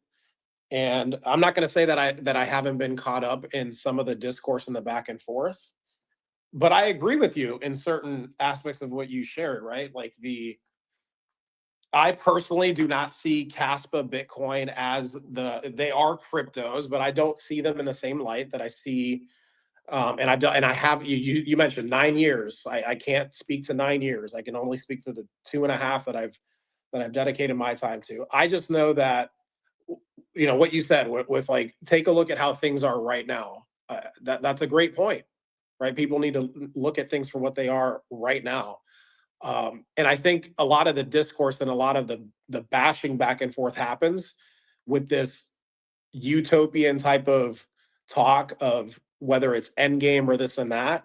And I think that's just people sharing their perspective on what they see, on what they want, on what they hope for.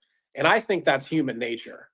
Just like you're upset that people don't understand Ethereum or Solana at the level that you understand it.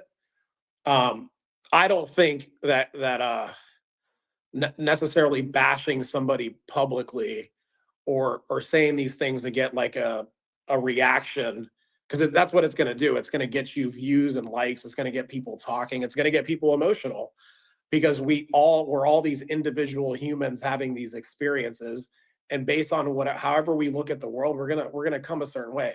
I'll just say this. I messaged you privately and I told you what I thought, and I'll keep that between us. But like, just to kind of speak on what you said at the end, I'm never going to kick you off of anything. I've never blocked anybody on X. I never will, because I can take it. I can handle it. I shared early on the show, I see things that do trigger me as a reflection of like, what am I missing here? What am I not seeing? What am I not understanding about the other person, what they're trying to communicate? So I think a lot of it is that. A lot of in the crypto space, there aren't really good communicators. There aren't really people speaking on what this technology really is about. And there's a lot of, unfortunately, we get the meme shit, we get the bashing, the back and forth, we get all that on X. But I can tell you my experience. I mean, I've talked to you. We almost met in New York, and I'm sorry I wish I would have met you in person. I've gone to some of these events in person, and experiencing Kaspa and these events in person is completely different. And for me, that doesn't mean that, like you said, right? Like Ethereum's going to be here, Solana's going to be here. I think the good ones with utility that bring something and bring a market, like for you, you do the NFTs and the memes.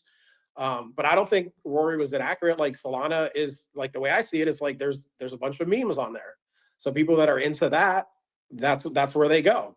And I don't see that as a bashing it. It's just like, hey, that's but there's probably things that I don't know about it that you could probably educate me on it. So I think a lot of this is the miscommunication and not understanding people's perspectives. At the same time, man, I respect you for getting up here and giving your opinion and for putting a video together. When you do that, you're going to get what you get in the world, which is, people on one side or the other. I don't necessarily think it brings people it gets attention. It gets attention and gets people talking. But I think you are reflecting your views and your opinions. But to me, when people come from like, this is what it should be, or what you want, or you're tired of it, I mean, that has everything to do with you, and not necessarily a reflection of like what is and what is so. So I appreciate you, and I know that you respect what Kaspa is and what it can be, and I understand where you're coming from. But I do think when you go about it the way you're going about it, you're going to get this. You're going to get the people picking sides, looking at things a certain way, and that's just the battlefield that you're playing on right now. So at the same time, bro, I'm just not to speak for Bishop, but I know how much Bishop, he talks to me about you, and he's the one that told me about Kasmart. I posted a couple things on Kasmart. We appreciate what you're doing, brother, and you do you. And that's how I feel. I feel like people should go out and be themselves, and do what they think is right for themselves. And the best projects are going to survive. The best is the cream rises at the top always. And try not to take things, so personal, because like we're all here trying to give our best and do our best. That's how I see it. Well, like I said, I appreciate you guys, and I came on today just to kind of speak my mind and what I've been seeing, what I've been seeing, and I show that Yeah. I show that when I make a video, is I'm showing you what exists, and it's not going to be this permanent, like, let me just attack KII, let me just bash Kaspa. No, I made videos about Sep and his project. I made videos. I've covered K Social. I'm trying to figure out how to cover K Chat. But when I cover it, I'm going to give an honest opinion on it. Yeah. I think that's all. And I understand that people are going to shun me for it. I get it. But I think this over catalyzing of politeness only to people in Kaspa has brought me to a point where it just doesn't feel authentic anymore. Well, I think that's important. You got to stay authentic to you, man. And if this is what you have to do, that's what you have to do. So I like I told you, I respect that you're like, I'm gonna lose. We've had conversations. You're right. I don't know you, but you've been on these spaces before, and some things are gonna rub people the wrong way. I think you already know that. You know that. So I do. I do. And again, I know Bishop's being quiet, and I know I insulted him, and I want to say to Juan, to Bishop, to everyone else who has supported what I've built, I apologize if I offended you. It's not my intention to offend you personally. And I'm here to build on Kaspa at the end of the day. And it's going to come from a different angle. And so that's where I'll leave it. And I'll let you guys get back to it. I'm going to get back to my workout. appreciate it.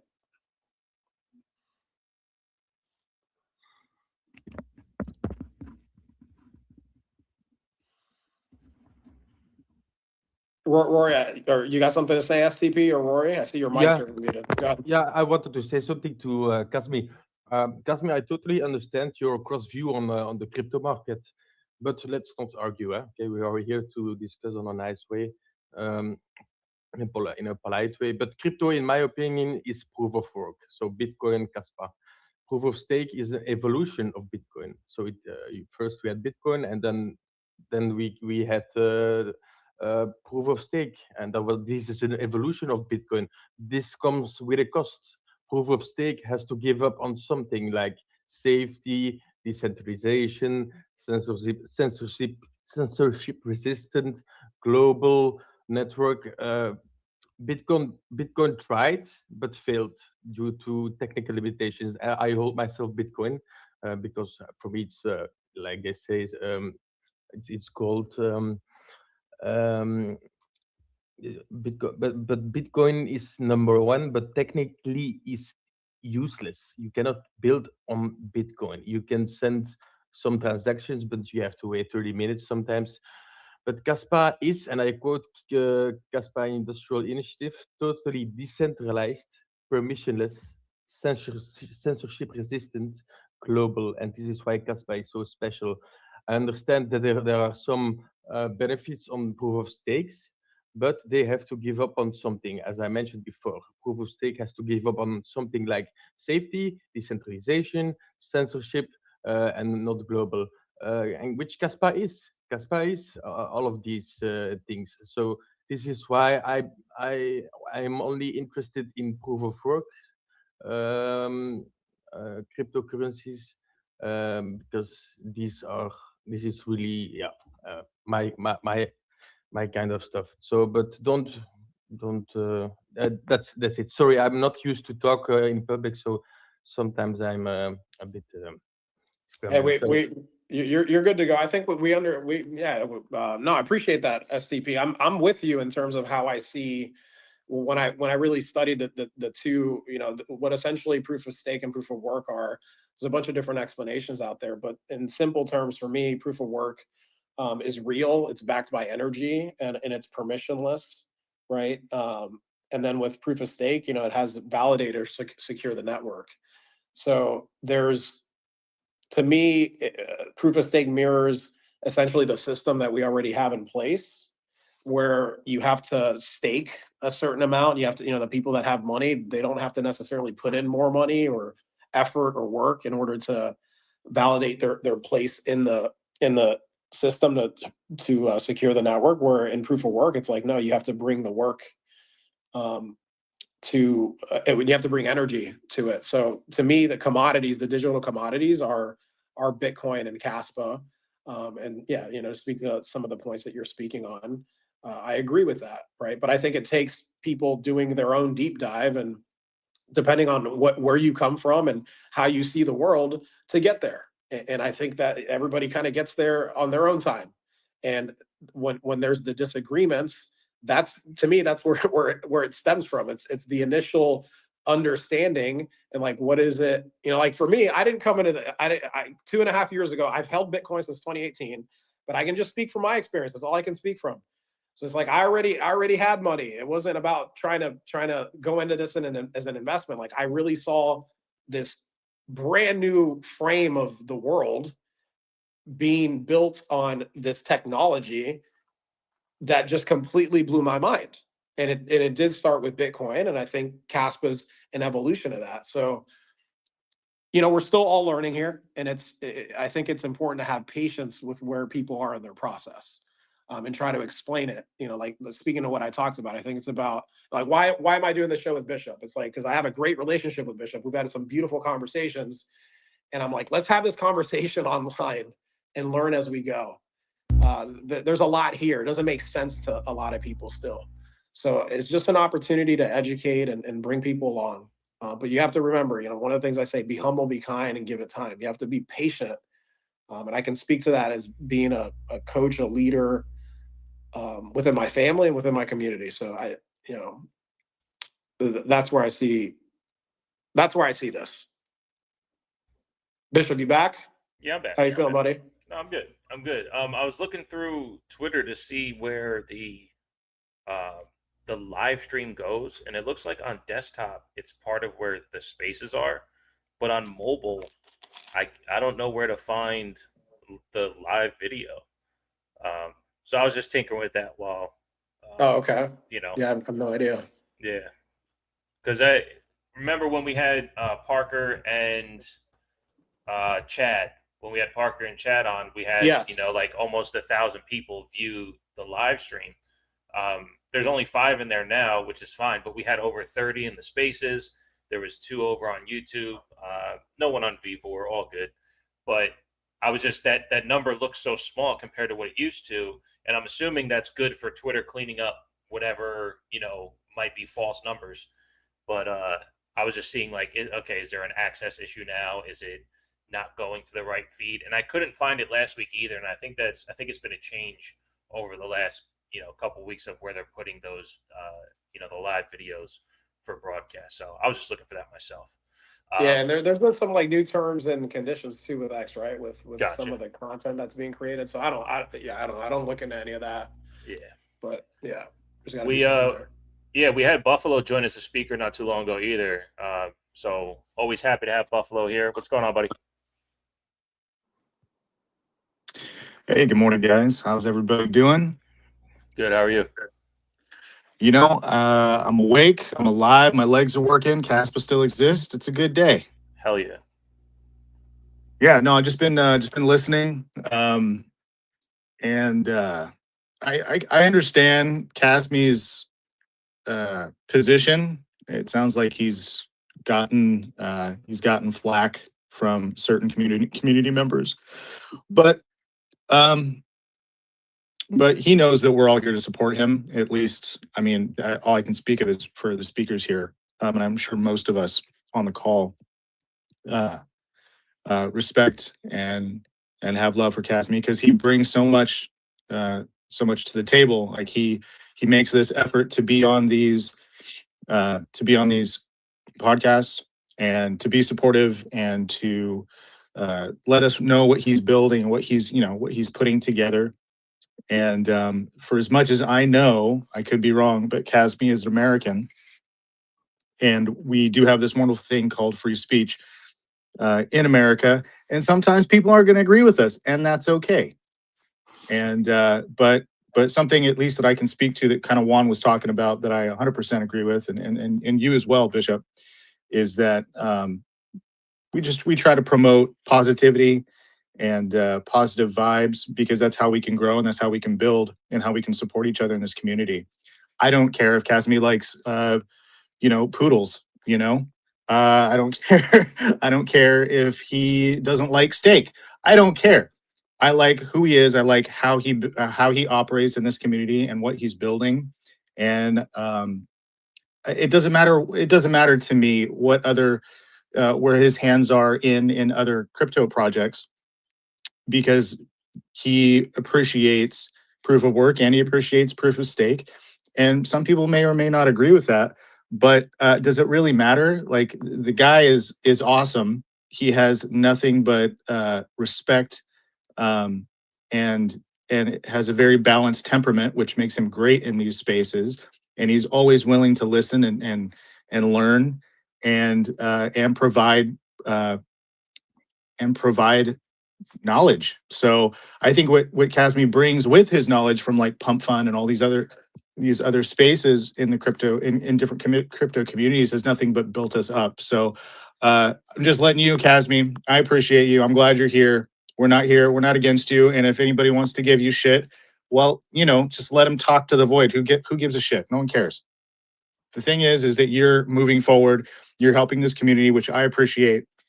And I know I don't know you in real life, but I can imagine you'd be you're a good friend to the people in your life. So that's what matters to me. I just want to point that out and just say that we appreciate you, Kasmi, and it always makes me feel good when you're here and you're still sticking it out and you're still here in Kaspa and you're still excited about the project and the protocol and you're just here to build. So build relationships and uphold the community and actually put something physical within the Kaspa ecosystem. So I just want to point out and just say thank you, man. If Kasmi had actually taken the time rather than making defamatory statements and assertions, and had actually taken the time to have reached out and messaged us, we would have had a very good and useful call. We would have happily gone through and shown him various different things that we're working on, which we have done with many other members of the community. In fact, we've invited members of the community directly into the inner core of KII. And there's several people who from within the community who've been on this show and who may be even listening right now, who we've invited into the inner circle. What I don't appreciate certainly were some of the assertions and claims of incompetence even that were made directly at me personally. Really don't appreciate that at all. From the very beginning, we've never asked the Kaspa community for anything. KII is an industry-facing organization, and we said that from the very beginning. And the deliverables and simulations and sandboxes and screenshots and working demos and everything else, they're for our community, our industrial-facing community, not the crypto community. We've never said we're building anything for the general crypto community. We've always stated that we're in industry-facing, and that's who our core audience is. But I think some of the assertions that you made and claims were extremely offensive. So going off just one step back to Bishop, thank you so much for the shout out. I appreciate it. And I want to point something else out really quick, that IGRA is being built on EVM, which stands for Ethereum Virtual Machine. And what IGRA stands to do as like a side project is bridge a gap from these other chains to Kaspa, all made possible by Ethereum. So while people bash Ethereum, IGRA is being built on the framework in which Ethereum is built. Do you understand? Like, this is so contradictory to attack Ethereum, attack anyone else, okay? Like, Having said that, thank you, Bishop. I appreciate it. That was Buffalo. It wasn't me. Buffalo. I meant Buffalo. KII, Rory. I looked at a computer screen. Before I made that last video, which was a 13-minute video, aside from all of the time I've spent listening to you since I've came onto Kaspa, following you on X, I, in the video, asserted that that would be about 20 hours that I've spent listening to you. Aside from that, before I made that video, I spent 2 hours looking for information. 2 hours to make a 13-minute video, which brings no monetary value, okay? So like to say I didn't do any research, all I did was open up what is available on the internet and point it out on screen. You know, my assertions maybe were a little sarcastic. Maybe they came off as quick jabs, you know. But what I read on the internet is what I put on that video. And there are other members in the Kaspa community who feel the same feeling. And maybe they don't have the ability to make videos. Maybe they don't have the confidence to make videos. But people feel this way. So if you're going to go on podcasts claiming for 2.5 hours that we're putting nodes in space, shouldn't there be something to substantiate that available on the internet? I mean, I know that I was pretty sharp in some of my comments, but I don't know. I wouldn't put myself out there making claims that I'm building something without something to back it up. And if it took 18 months to come up with a one sheet that was produced by AI, why did it take a defamatory video to get to that point? So you're admitting that what you said was defamatory? Real quick. I can't take the double talk, Casme. You can't mention people talking bad about Ethereum or Solana or any other chain, and then you have a tone and verbiage of disrespect as well. You can rise above it and communicate differently on this show, but if you're going to continue to come with this energy, we spent the first 45 minutes expressing how important sovereignty and frequency is above even the word Kaspa. And if you missed that part of the show, I welcome you to go back and listen to that first, because I'm not going to keep doing this dance. Rory, you have every bit to defend yourself. I would love to hear what you have to say, but it's not going to be with the fact as if you are the person that is bashing Ethereum or Solana or otherwise. You may be being casual when you speak about them, but I'm not doing this. This is not what this show is for. We are open dialogue. We can be passionate, but we're not going to do it from a frequency of negative energy. I'm not going to stand for it. I'll end the fucking space. Like, I don't need to sit here and listen to the back and forth of the negativeness. I think we all agree that it came from a contentious point of view. I couldn't stand listening to the video because I've had several conversations with you, Kasme, and whatever tone of voice that you're using now that has you in this passionate way, I wish I could help, but I don't register in that area. And I tell people to go fuck themselves very quickly. I'm very good at having a contentious point of view. So I wanted to give you the opportunity to regulate yourself in a way where you know what this show is. This one, not the other ones, this one. And we have no problem going back and forth with difference of opinions. We love information. The other thing we do is we operate in truth. So you can ask Rory, hey, did you happen to make that with AI? But you've made the claim several times, guessing that the photo was made in AI. And if it was, I'm sure he'll admit it, if that's even a point that's worth talking about. But just in the bringing up that the photo is in AI, in your opinion, the way that comes off is so negative. So I just don't want to sit in this frequency. So we can have this conversation, but let's do it like adults.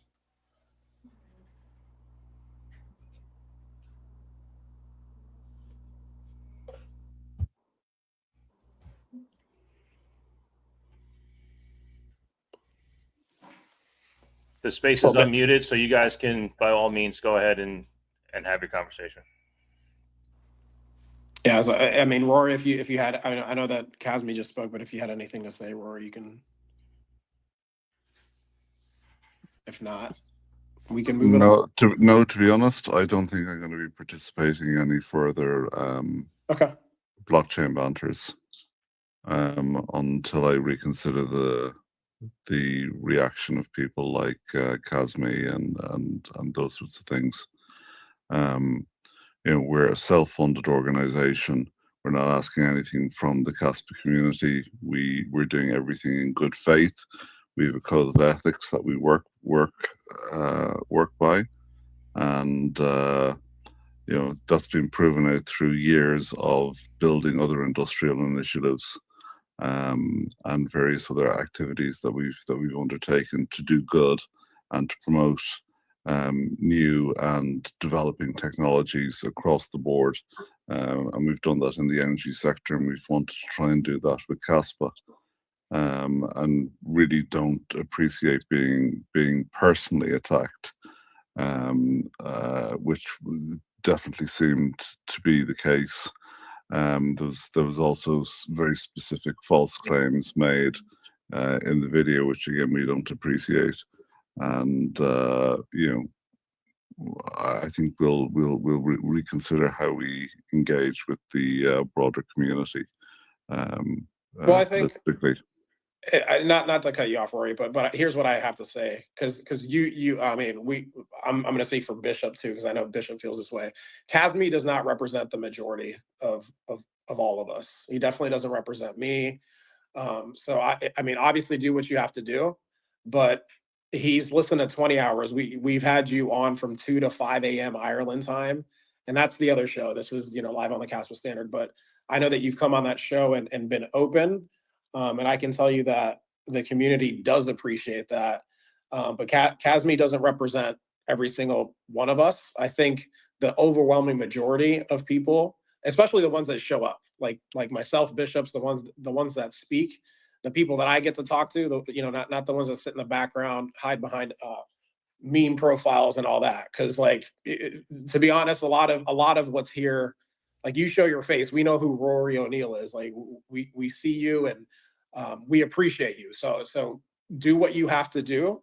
But I want to let you know that the overwhelming majority of us that are standing up and speaking and holding these spaces, we appreciate who you are, and you have every right.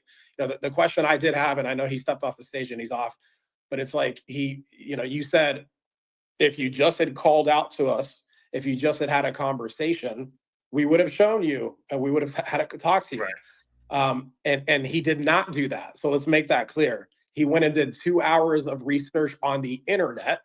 He did not reach out to Rory, which Rory hasn't opened. Rory said that hey, come on. So he did not do that. So people listening back to this, go form your own opinion on it. But there's a lot of shit on the internet like that. And that's, to me, I know I was sitting here, I like Kasmi. I like what he's done for the community. I like that he's building. But let's call it as just like he's calling it like it is. You didn't reach out to Rory. You didn't reach out to the KII. You didn't go have a direct conversation. So your internet research is internet research. Like, go to the source. If I want to know how Bishop is doing, I don't go and read up what's on Bishop. Like, I go and I talk to Bishop. So that's I have to say that, and then I just again I just want to show my appreciation for you, Rory, because obviously we've gotten to get to know you here on these spaces, and we appreciate what you do bring to the table. He does not represent the majority of us. And I've said it several times, and Rory, you have the freedom to do whatever's best for you, your company, your initiative. I'm a Rory Maxi. Like, I'm not a Kaspa Maxi. I think what you are doing is truly going to change the world, because I believe what you're saying. I can be wrong in my belief, and I'm okay with that too. But I've never seen anyone in any industry put passion and attention behind something like you're trying to build. So I support that vision. You have never asked me for one CAS. I've asked you for more CAS. Like, hey, LOTKS.kas, donations, right? I've said that in the room. You have never said, go to this initiative and donate CAS for our project. So I can support your vision because your vision aligns with what I think Kaspa can become. And the fact that anyone would want to pull that apart, you you don't even have the opportunity to be a bad actor in this space because you haven't asked for a dime. So even if what you said doesn't come to fruition, it doesn't affect the Kaspa community at all. So 100%.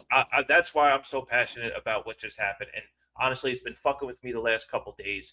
And I wanted to stay out of it, but it came to me. And because it came to me, that's where my allegiances lie. It always, always, always has been in the truth. And until something's not true, I will believe what I hear. So, no, Rory, I fully respect any decision that you would have to make going forward, but just know you are always, always welcome here. And we appreciate what you are bringing to, honestly, what the world is. Because if something comes out better than Kaspa, I know your initiative would look into that as well. So thank you for everything you've done so far. Well, just to put things into perspective, 18 months of development. I'm really sorry that starting an initiative from scratch with literally no development team, no support, no finances, nothing, to build what we're building and get it staffed up, to a team of 10 people, a group of interns, and an industrial, what we call our special forces group of 30 CEOs assisting us. I'm sorry that doesn't meet with people's personal timelines. That's unfortunate, but it's not our problem. It really isn't. And as always, we do invite genuine collaboration. And if that doesn't suit everybody, kindly focus your energy elsewhere whilst we continue building for the future of Kaspa. We've always said we're a market enabler, and that's what we'll do. If we're not able, if we don't manage to launch satellites, well, maybe we'll inspire somebody else to do it. Maybe we're not able to achieve our financial goals in doing so. But at least we'll have inspired somebody else who may have the financial resources to do it, to actually do it, because it would be a net positive for the overall Kaspa community. And we have produced a number of academic papers related to Kaspa. We've published some of them. There's others that are going through peer review at the moment. We're continuing to develop. In terms of the screenshot that we put out today, that's been circulating for several weeks within our own internal group, and it's from an internal intranet. Each one of the boxes are clickable, and it gives a piece of code or a snippet of what we've done to enhance Olive Chain with covenants, for example. And given that, we saw a lot of people talking about Olive Chain, we thought we'd share that today. It probably was developed using AI to summarize some of the very extensive white papers that we've done. Like, some of our white papers are proper thesis level. They run into 300 or 400 page documents, because we're trying to act as a market enabler. So there's a lot of applied R&D work going on in the background, and a lot of it is proprietary. A lot of it is stuff that we will commercialize, and privacy matters. So particularly when we're working to commercialize some aspects of what we're doing. So that's just the position that we have at the moment. And as I say, we do invite genuine collaboration, and always have. When someone reaches out to us from the community, we do try and engage with them as much as we can, and we have done. And we've, like I say, we have invited several members of the community to act on our behalf, to represent us, and to join our advisory board. And the fact that we just haven't bothered updating our website because it doesn't get a particularly huge amount of traffic is neither here nor there. Yeah, yeah. I mean, the way I see this too, and Bishop, to relate it to sports, man, it's like, you know, KII is on the field, the players on the field, and then most of the crowd over there is yelling all this shit from the stands. And I'm not gonna, you know, like, I like Kasmi. I know he's in the spaces, and Kasmi's out there he has his way of doing it, right? But he's, you know, another team. And he's like trying to get in the locker room of the, I don't know, the Tampa Bay Bucks when he's the Miami Dolphins, and like, you're not going to understand the culture over there.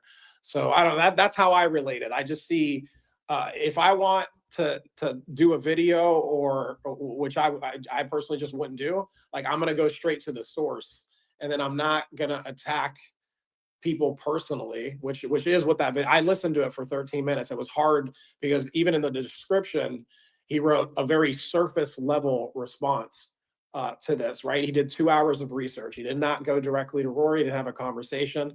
So again, I want to kind of put this to bed. I don't want to stay in this energy. But again, at the same time, I appreciate both of you guys, you know, but I'm going to call things, like Bishop says, we're going to speak in truth here. And I think discourse is important, but let's call things for what they are. Doesn't mean you need to agree with us, or you can totally see it your way. But let's move forward. And you know, there's gonna be some chaos in here, Bishop, man. We're not always gonna agree. We're gonna get, you know, emotional about shit. No, I hope Rory, I before. hope you don't disappear, man. I hope we get to see you at 2 in the morning, man. So do what you got to do, but I'm gonna come find you if you don't come find us. Well, it's usually because, you know, I'm up working on KI related stuff at 2 o'clock in the morning. You know, I parked a whole bunch of other projects to go work on KI full time, along with my additional duties to Zeta and DII.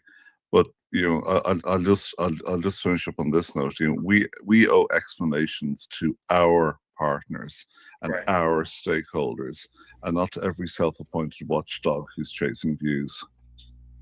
No, for sure. And look, like I said, for a couple months now, I appreciate what you put out there. I take it for what it is, and it's a massive company initiative trying to create infrastructure, and I'm learning along the way. That's how I see it. But what I'm learning, I enjoy and I appreciate it. So, you know, we understand the position that you take, whether you choose to continue to engage or take a step back. We completely understand. But just know this: every Monday at noon, Live on the Kaspa Standard will be here, and we will welcome you with open arms anytime. Yeah. Anytime. And same with live here. Yeah, really do appreciate and really do love the energy you guys do bring. I particularly do like the Wednesday episodes with Cara and some of the more esoteric discussions beneath the surface. I certainly enjoy those deeper, meaningful conversations and everything else. There's not a lot of them out there, right, Rory? There's not a lot. Like people do things on the surface. So yeah, we get there. It's more of a town hall type of, you know, energy that we get in there, and people can come on stage. If you haven't checked it out, you're listening here. That's Wednesdays at 9. We're live on Vbor. We're also on Spaces. So myself and Kara at 12 Strings, Kara hosts that. We intertwine it, but that's what Rory's speaking to. If you don't know what he's referencing to, and Rory's way out on the other coast, stays up 2 in the morning till 5, and yeah, we get deep. We definitely get deep over there. So it's a different vibe if you want to check that out. So we. In the meantime, we had Banana step up as a speaker, and STP also put his hand up. Let's go STP, and then Banana will go to you. Yeah, okay. So I wrote something down. Question or comment for Rory. I followed the Kaspa Industrial Initiative from the start. From the first time you went up to stage. In my opinion, KOI is preparing itself at full scale instead of waiting. They see the potential of Kaspa. I don't want to know how much money they have invested already in this project Kaspa without having any return of investment to date. But again, people have to know and understand Kaspa is already top notch, but Kaspa is not finished yet. So what is KYY doing? KYY is doing their preparations in the background for when Kaspa is ready. And to make it clear for everyone, this is not something that will be reached in 1, 2, 3, 4 months. No, it will take a year, 2 years at least. And also KYY stated clearly it has been looking for cryptocurrency for years and then didn't find any currency that fitted their needs, and they started of thinking making their own crypto. But then they Kaspa crossed their way, so this is a win-win for both Key II and Kaspa. And also, what Key II always mentioned is that they share what they can share, but some things are classified in intellectual property and things like that, and are not ready to not yet ready to be published. KYY is an industrial entity. It's not a crypto casino. No, they are real. They are really industrial. So this is not. They are not a joke, and they only share things that they can share, and they are preparing in advance of what is coming. That's my opinion. Thank you. Thank you, STP. Yeah, it's all stuff that we're familiar from hearing Rory speak over the last couple months, and something that we've taken as truth. Go ahead. You can tell STP has done a deep dive, man, with everything that he's sharing today. So STP, we appreciate you coming up and speaking on all the things that are happening, man. We appreciate that. And Banana, second before we welcome you to the show, Seb, I know you're listening. I did send you an invite to speak in a DM earlier this week. If you wanted to hop on and speak and talk about your program coming up over the next couple of days, we'd really appreciate it, and we'd love to help you get the word out there. Go ahead, Banana. Welcome to the show. Hello, everyone. How's everyone doing today? Not too bad. We're good, man. How are you? Nice. I think it's my first speaking here on the space. So let me present myself. Everyone knows me like Banana from the avatar on my ex, but I'm Fabio. I'm from Portugal, Azores. So I was listening, checking all the opinions of everyone else that have some problems here and there. I get it. Sometimes I feel like I'm alone in the space, and I can't go forward because some of the community took me back. But at the end, I think we are all here for the same thing. It's to give adoption to Kaspa. It's the main reason. We are here because we believe in what Kaspa can deliver, what Kaspa can do in real life. And so that's what we need to have in mind. It's the spirit that we need to push.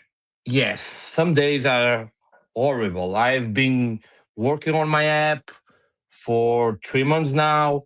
I've spent a lot of money from my own pocket. I never ask anything to anyone.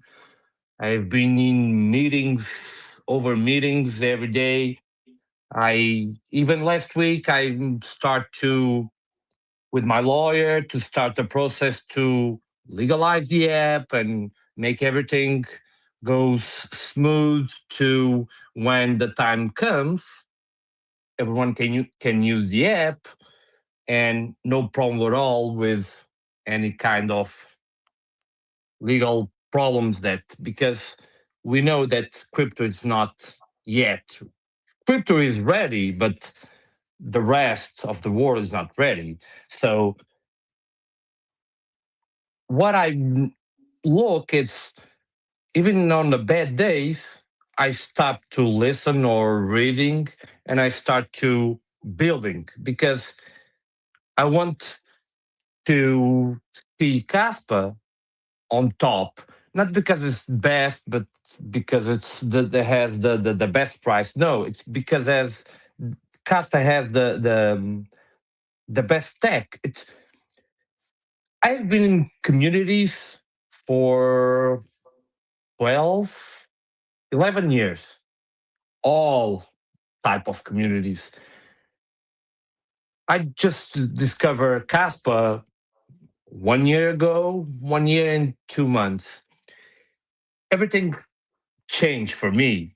I start learning to code. I start learning more about crypto and what crypto can do in the future and what's the benefits for the end user. Because at the end, and most of people in Twitter don't understand, it's when we saw Jonathan or Michael Sutton or even Kaspa Kai or Seb or a lot of members that have been developers and building on Kaspa, they talk in code that most of the users in the community don't even understand what the heck is going on.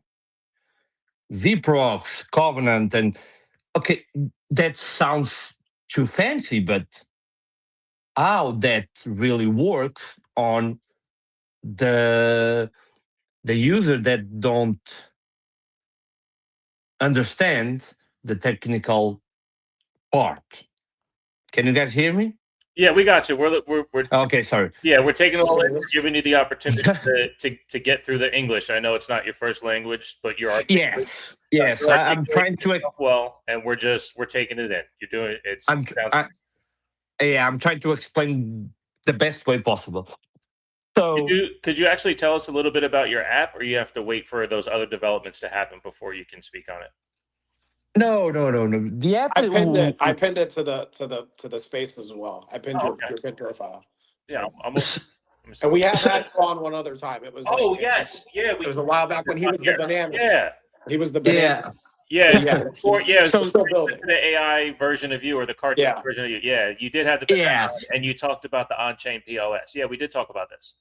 Correct. So let me finish the go for it. My thoughts about that. So in the end, what I will love to see it's some more easy explanation to the normal user, because we need the normal user and they need to understand how Kaspa really works. And for me, we need to take all that crazy shit that sometimes happens in posts and whatever you can name it in other spaces.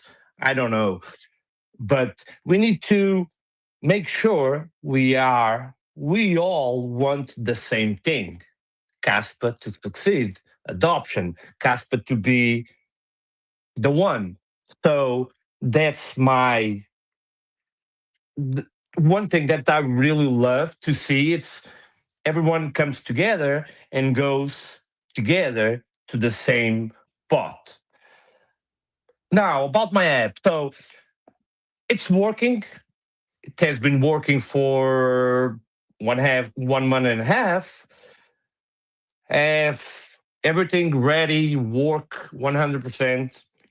I didn't make the app only for Kaspa, because I had, in the beginning, when I start to building the app, I have a meeting with 3 persons, one from Kaspa community, one from Ethereum, and one from Polygon.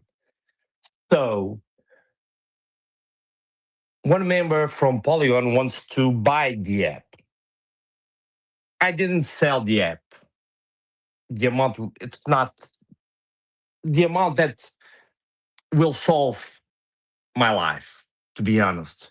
But they say one thing that it's true. So I have POS, SaaS, retail management suite app that you can use on websites, e-commerce, pay shops, restaurants, bars, supermarkets, mini markets, food trucks, you can name it. So it could be used on anything else. You can, it's like if you have a store, I don't know, like a bar, you have your own software now, and you have your products, your stock management. You can receive in fiat and all that crazy things from the past.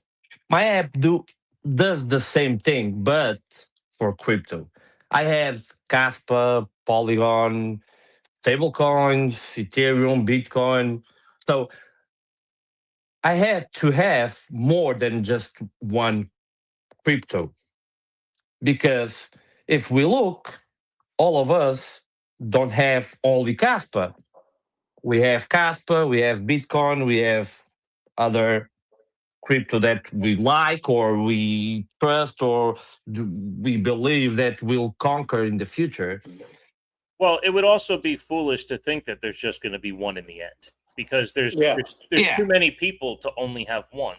So having multiple currencies you can accept, it specifically in an app like you're talking about, is fantastic, because these things don't all operate on the same chain either. So no, it's really brilliant. How long do you think before it gets implemented fully? Oh, it's already implemented. So it's already. I was going to ask that. So, Yeah. So Banana. So today, I have a question for you. Is it just you on your team? Like you just did this yourself? Do you have a partner, or is it just you? I start with a partner, but the partner But it's needs just to you. go away. Now it's just me. Okay. So I'm an unemployed guy. Sometimes I go work one day, sometimes 2 days a week, and that money goes to Building. the app itself. Yeah. Okay. Because No, so you're an entrepreneur, man. You're like, I mean, you're in the same boat as me and Bishop. yeah. Yeah. So what has been helped me doing the app? It's because I'm a Tangent wallet ambassador. So There you go. I'm on their team from the program of the ambassadors, and now I'm on their team from the to translate the app, the website, and everything they need. So that it's the only passive income that I have to help me building the app.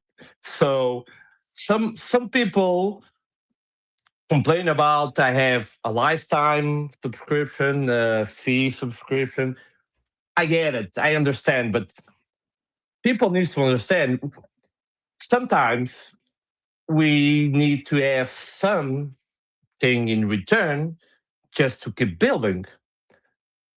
So the subscriptions is nothing wrong. It's a small, really small, and you Yeah. can choose. You can choose. It's not something that you okay. I will pay $100 a month. No, it's a really small, and you can choose only fees. If you use the app to receive in crypto, you will pay in Kaspa it's 0.3%.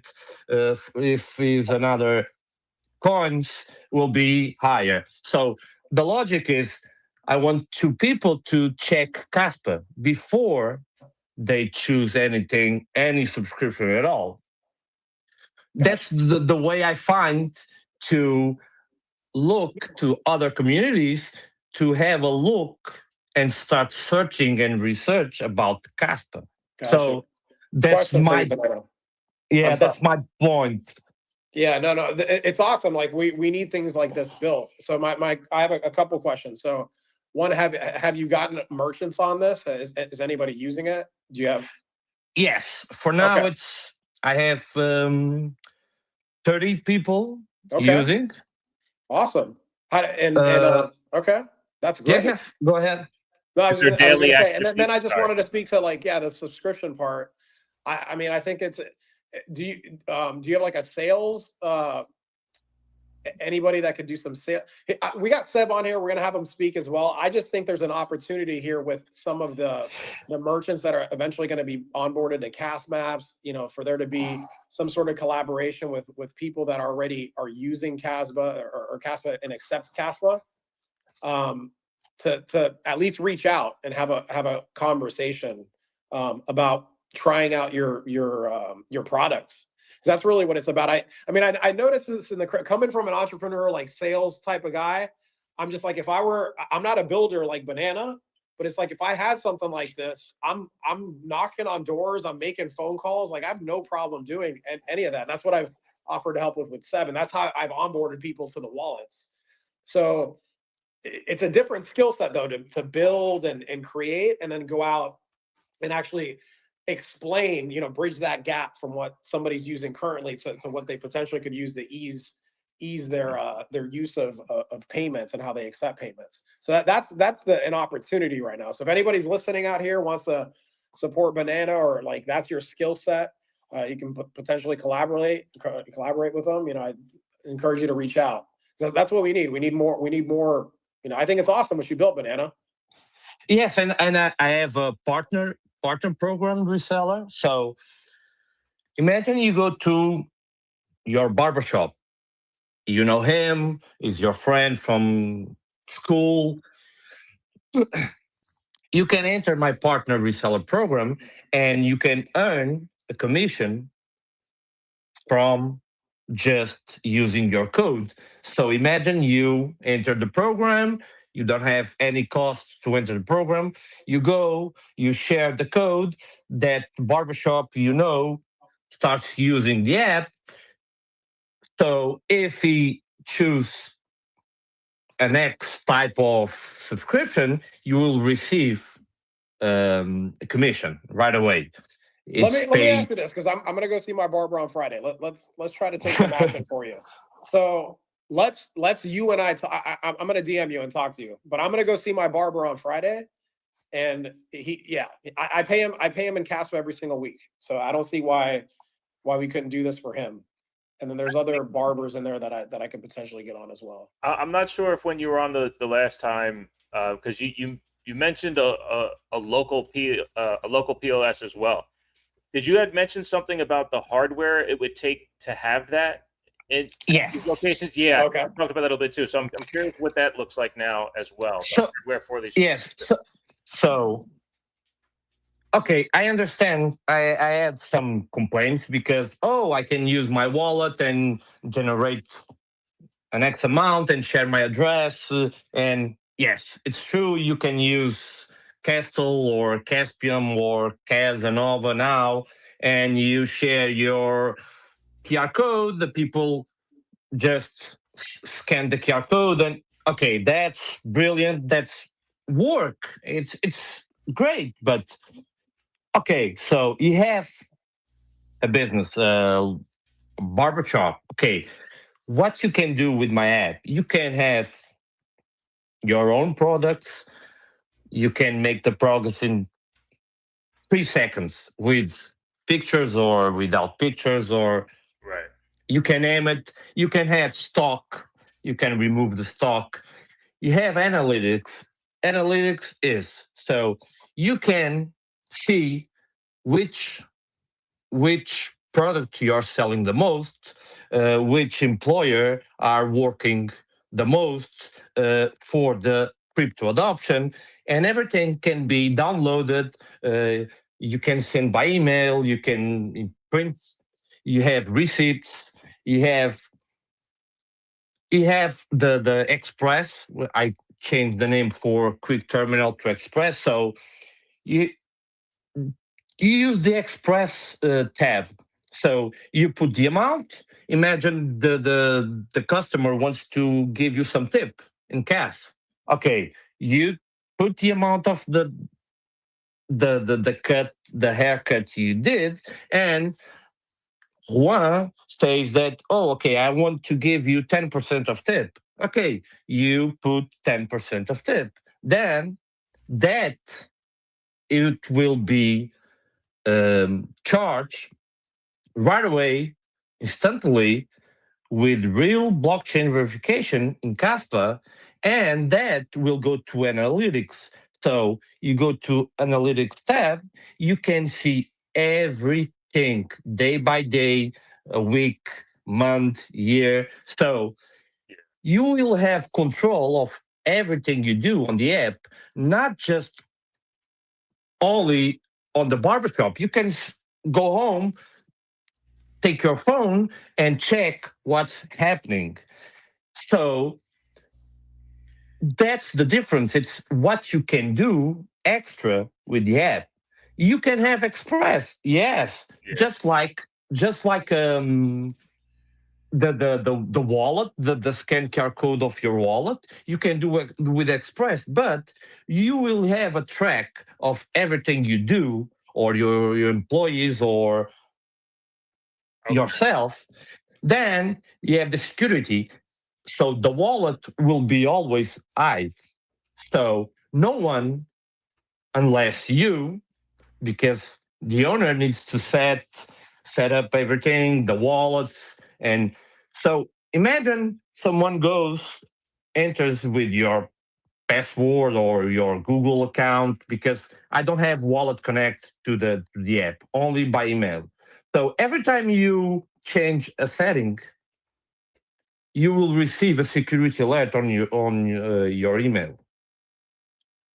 If you, the third time, if you don't do anything about that security alert, what will happen is the app will block itself. So imagine you lost your Gmail account and you can't access it.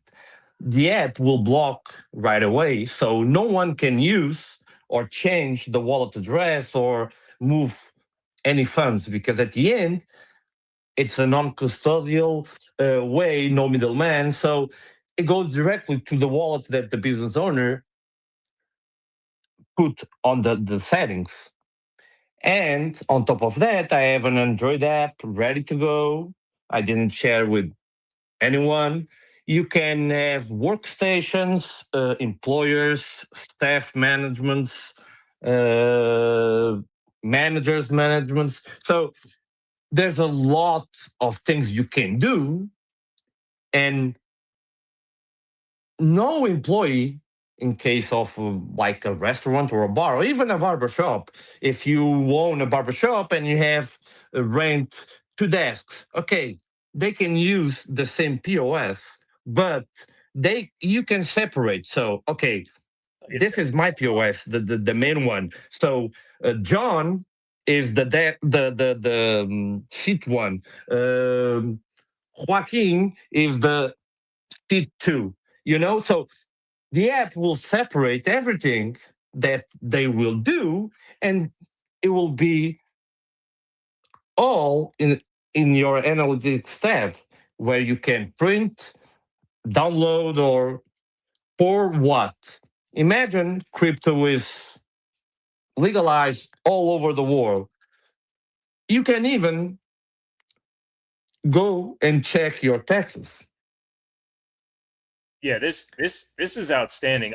As you're listening, I'm remembering every restaurant I ever worked at as a manager or an employee, and every POS system that I've ever worked with. And you're describing absolutely everything the back of the house of a restaurant would need.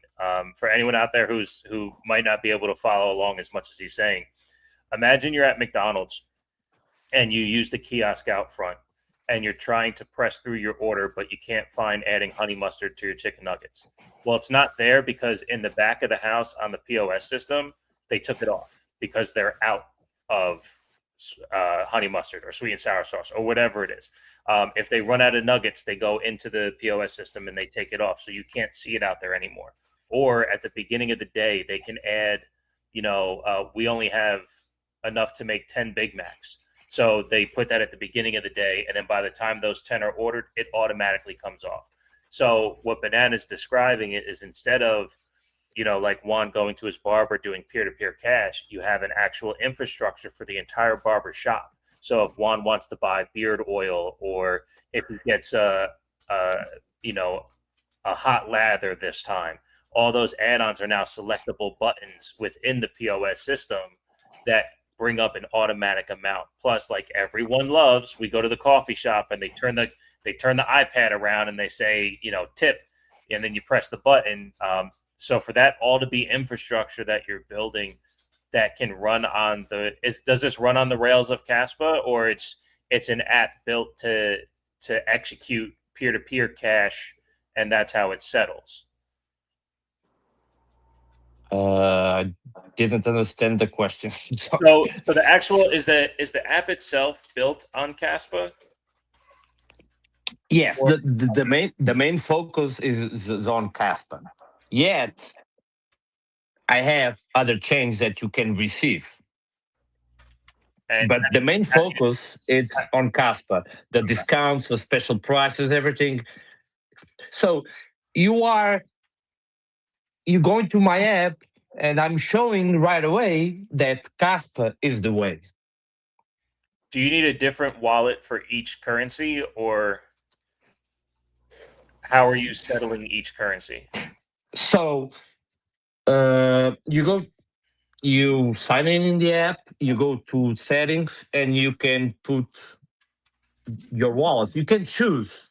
Okay, I just want to receive in Kaspa and Bitcoin. Okay, you just select those two, and you put the wallet address, and then when you go to the sales page and you charge one coffee, it will only show you Kaspa and Bitcoin, and then you choose which one the customer are willing to pay with. Awesome. Well, and you can use now. Yesterday I've finished the idea is, so you can take your TPM machine or ATM machine, that machine that we go when we pay with debit cards, the machine, then we can go to the tables, and I don't know what it's TPA. Oh, the tap to pay, TTP. Yes. So when you go to the table and the customer just tap the debit card and it pays the bill. So I made an Android app ready to go, and what you can do is, so on the main computer, you can send that to your TPA machine, and we'll show you a QR code. You can just scan with your phone, with your regular wallet, or there's one thing I've tried, I've been testing. It works, but most of people don't like it, and for me, it doesn't make any sense. But I have some requests about that. So imagine you go to Wolfie's Bar. You are at your table. You want to pay the bill. It goes with the TPA machine, and you don't have your phone with you, or no battery, or you just want to pay with your debit card. But the business owner, Wolfie's, wants to receive in crypto. What I did is, you pay with your debit card in euros or pounds or dollars. That amount is automatically convert to a stable coin. Then in settings, you can choose what you want to do with that stable coin. If you want to go to, okay, I want to stay 80% in stable coins, and the rest 20% will go 10% for Kaspa and 10% for Bitcoin. I can do that. It works, but in my mind, it's, if I want to pay in crypto, why I want to use fiat to crypto and wait sometimes, because you need to wait for the swap and the conversion from one thing to another. So it doesn't make sense to me, but it works too. So That's awesome. So Banana, you're saying, That's so awesome. if I were to pay with a debit card, but let's say a customer comes in and pays, just to make sure this is clear for me. So if a customer comes in and pays with that debit card, that can automatically, and let's say I have Kaspa, and you said there's Polygon and ETH and other ones that they can accept, but I could potentially be like, okay, I want 70% of that to be Kaspa, 10% stablecoin, and 20% ETH. You can do it like that? That's what you're saying? Ye- yes. Okay, The- and then the- the other way around. Let's say if a client comes in and pays with Kaspa, and like the person with the POS, so the barbershop's like, okay, you can pay with Kaspa, and I just want to keep 70% Kaspa, or I want to keep whatever 20% Kaspa and convert 80% to stablecoin. That can be done as well. yes. No, this is so that can be done with this system. You're saying It's brilliant. Yes, I've tried it. It works perfectly. It takes some time because you will rely on a third party apps. Like okay, that makes sense. Yeah, with how things are set up. Okay. so I can't do anything. So there will be fees that you need to choose. I have the app.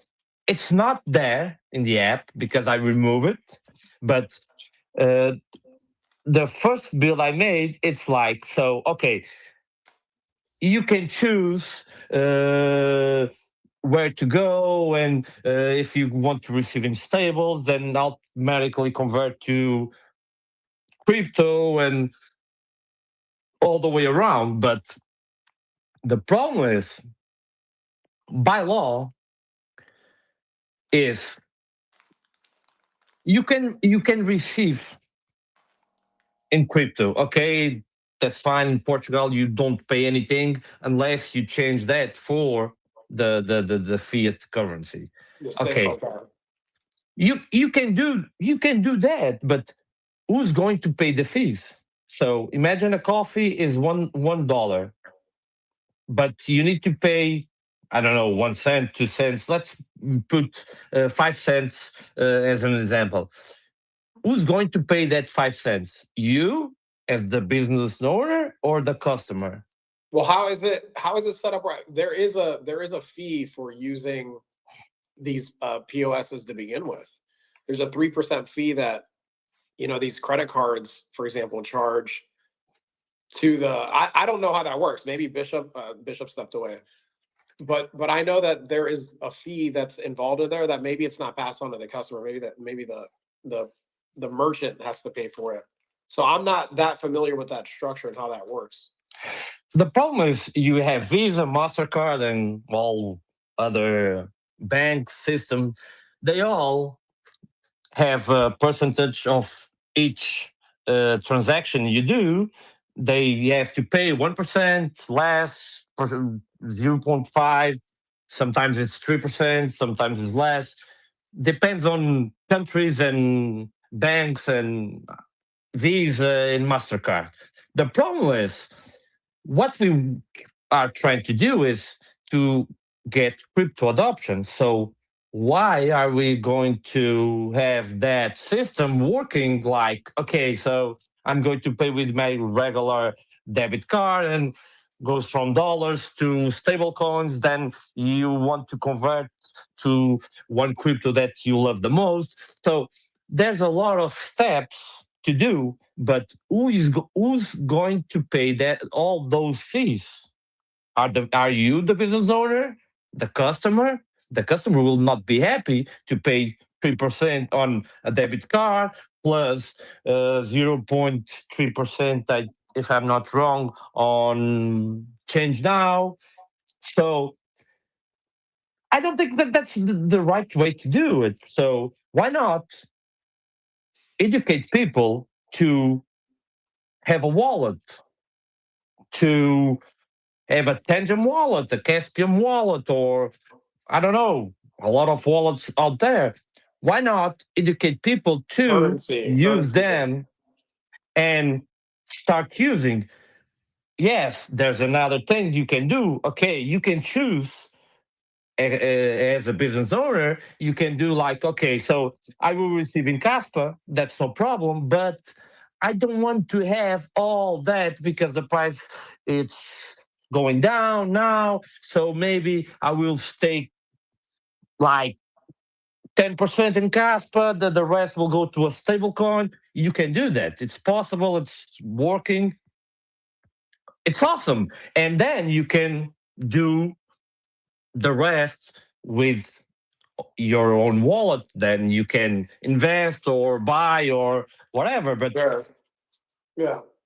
it depends how the business owner wants to do the stuff or organize itself, because at the end we know that Bitcoin goes up, goes down, Ethereum the same, Kaspa it's the same. So are you want to receive everything in Kaspa and stays in Kaspa, or you want to separate or divide? It depends what the final user wants to do with what they receive. So Yeah, I think that's awesome. the important part here, man. We're in a place in I guess the adoption phase of all of this where people just need to have options. So the fact that you have the options, I'm curious, is what's important right now. Like what each individual does. I mean, that's the whole point of all this, right? Where somebody is on how much they've adopted it. Like it's just all over the place right now. And looking at this industry, I mean, crypto's in a whole is only, well, it was 3 trillion. What is it now, Bishop? Like 2.7 trillion. If that, yeah, it's We've had Rory speak to like some of the industries that they're facing. Like it's a fart in the wind, bro. Like this isn't that much money in this space. Well, I think we want adoption, but what I think that's great that you're building this banana, because what we need to do is get your 30. You mentioned 30 clients. We need to get that to 60, and then 100, and then a 150, and that's the opportunity, right? How each and every single one's going to be onboarded. Yeah, because the problem is, and here's the thing, I'm really big on this, bro. The method and how it's done, like you're a builder, build. You got to, like, I encourage you to get with Seb, or my skill set is sales, man. I build sales teams. Yes, I have one question for Seb, because I have on my landing page, I have Kaspa special, Kaspa feature, special price and everything. I want to have below that CAS map. So, like see in real time the transactions goes one way to another, and have the ability to show CAS maps over there. I will DM him today. Good. To get that done if it's possible and if he wants to, because I don't use anything that it's not mine before I ask the owner himself to be able to use, because I know sometimes some people don't like that. Seb, have you ever spoken with Seb? I mean, Seb's on the panel. He can speak for himself, but yeah, I'll speak for Seb. Seb's a good guy. I do want to just give a quick little reminder. We were going to go short today at 2, and we usually only go till 3. So we got about another 15 minutes left, and I definitely want to give Seb the time to speak about what he's got going on. Yes, go ahead. So Banana, I absolutely think all the knowledge you just brought up. I'm excited for you. Thank you, Banana. Great. So I'm gonna DM you, and I want to get to know more about your product too. Yes, I will share you the PDF with all the things that the app can do itself. So awesome. I'm gonna try it out. Awesome. Okay, thank you. Thank you Right. all. Bye. You got it. All right, Seb, welcome. The last Hey guys. 15 minutes is all yours. Yeah, thanks. Well, let me first reply to Banana, and yeah, we will DM Banana, so that will be done. Yeah, I'm always looking also from a compliance point of view for what I do and what I don't do. But what is rather easy to do is because I have prepared that already. I can offer integrations, and I was wondering, and I'm still wondering how to do it. But yeah, I can offer integrations, but yeah, we have to see how the technical side is done and what will be done and what won't be done.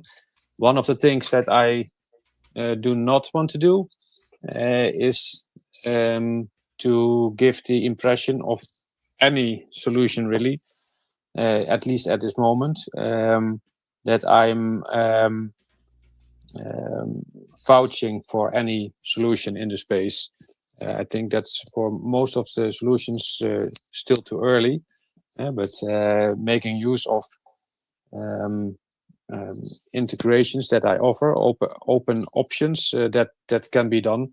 So I also already prepared an integration that people can put in their website to get a link to their profile in Kaspa. So I'm working on several integrations that I'm going to offer. So yeah, there are options, but we have to see it from case to case. Yeah. Yeah, and for the rest, I have been very busy yesterday and today. Also, one of you guys said that you gave me the mic before or offered it to me. Can be, but I was listening on and off. I had a lot of work to do today, and also in my social life with my family, with my daughter, going to sports and picking her up from school and stuff like that. So I was on and off, and I didn't check any invitation. So I have missed that. It's just that I also just finished my dinner, and I'm here again. So yeah, and for the rest, of course, thank you for giving me the opportunity to talk about tomorrow. Tomorrow we will be having our first university event. I've been working on that for like 3 months already.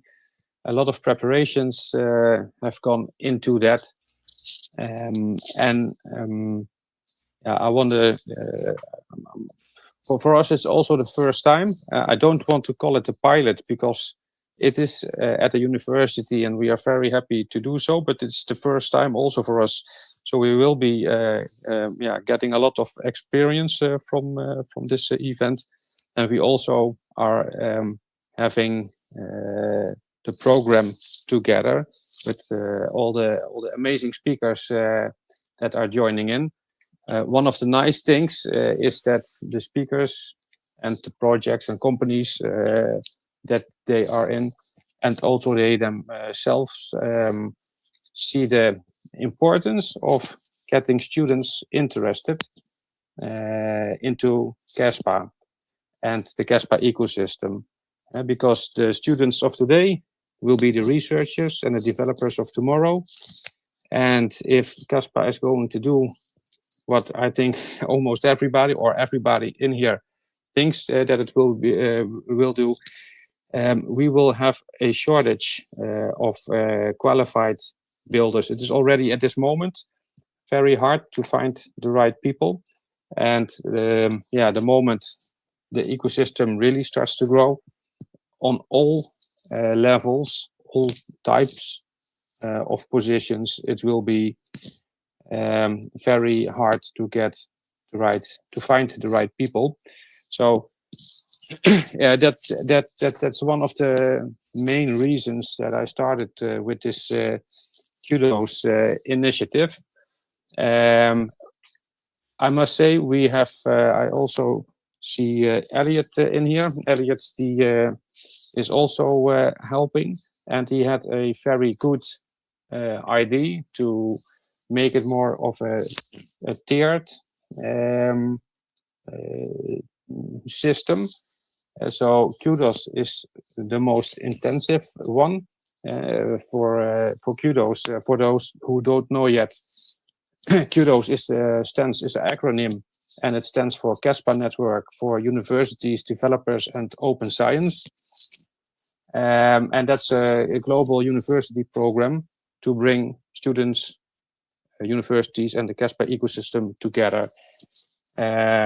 And yeah, that's where the future builders and researchers enter into the Kaspa ecosystem.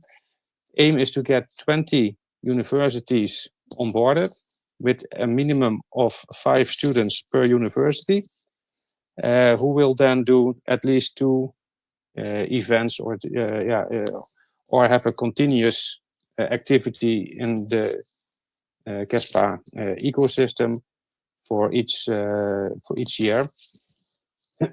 Also, we will have a memorandum of understanding, say a gentleman's agreement written down on paper and signed to do this 3 years in a row. So we are building continuity with each university, and yeah, that's really to get Kaspa into the universities and for the students to get exposure and experience with this cutting edge tech that Kaspa is. But thanks to Elliot, he says, yeah, well, that's very intensive.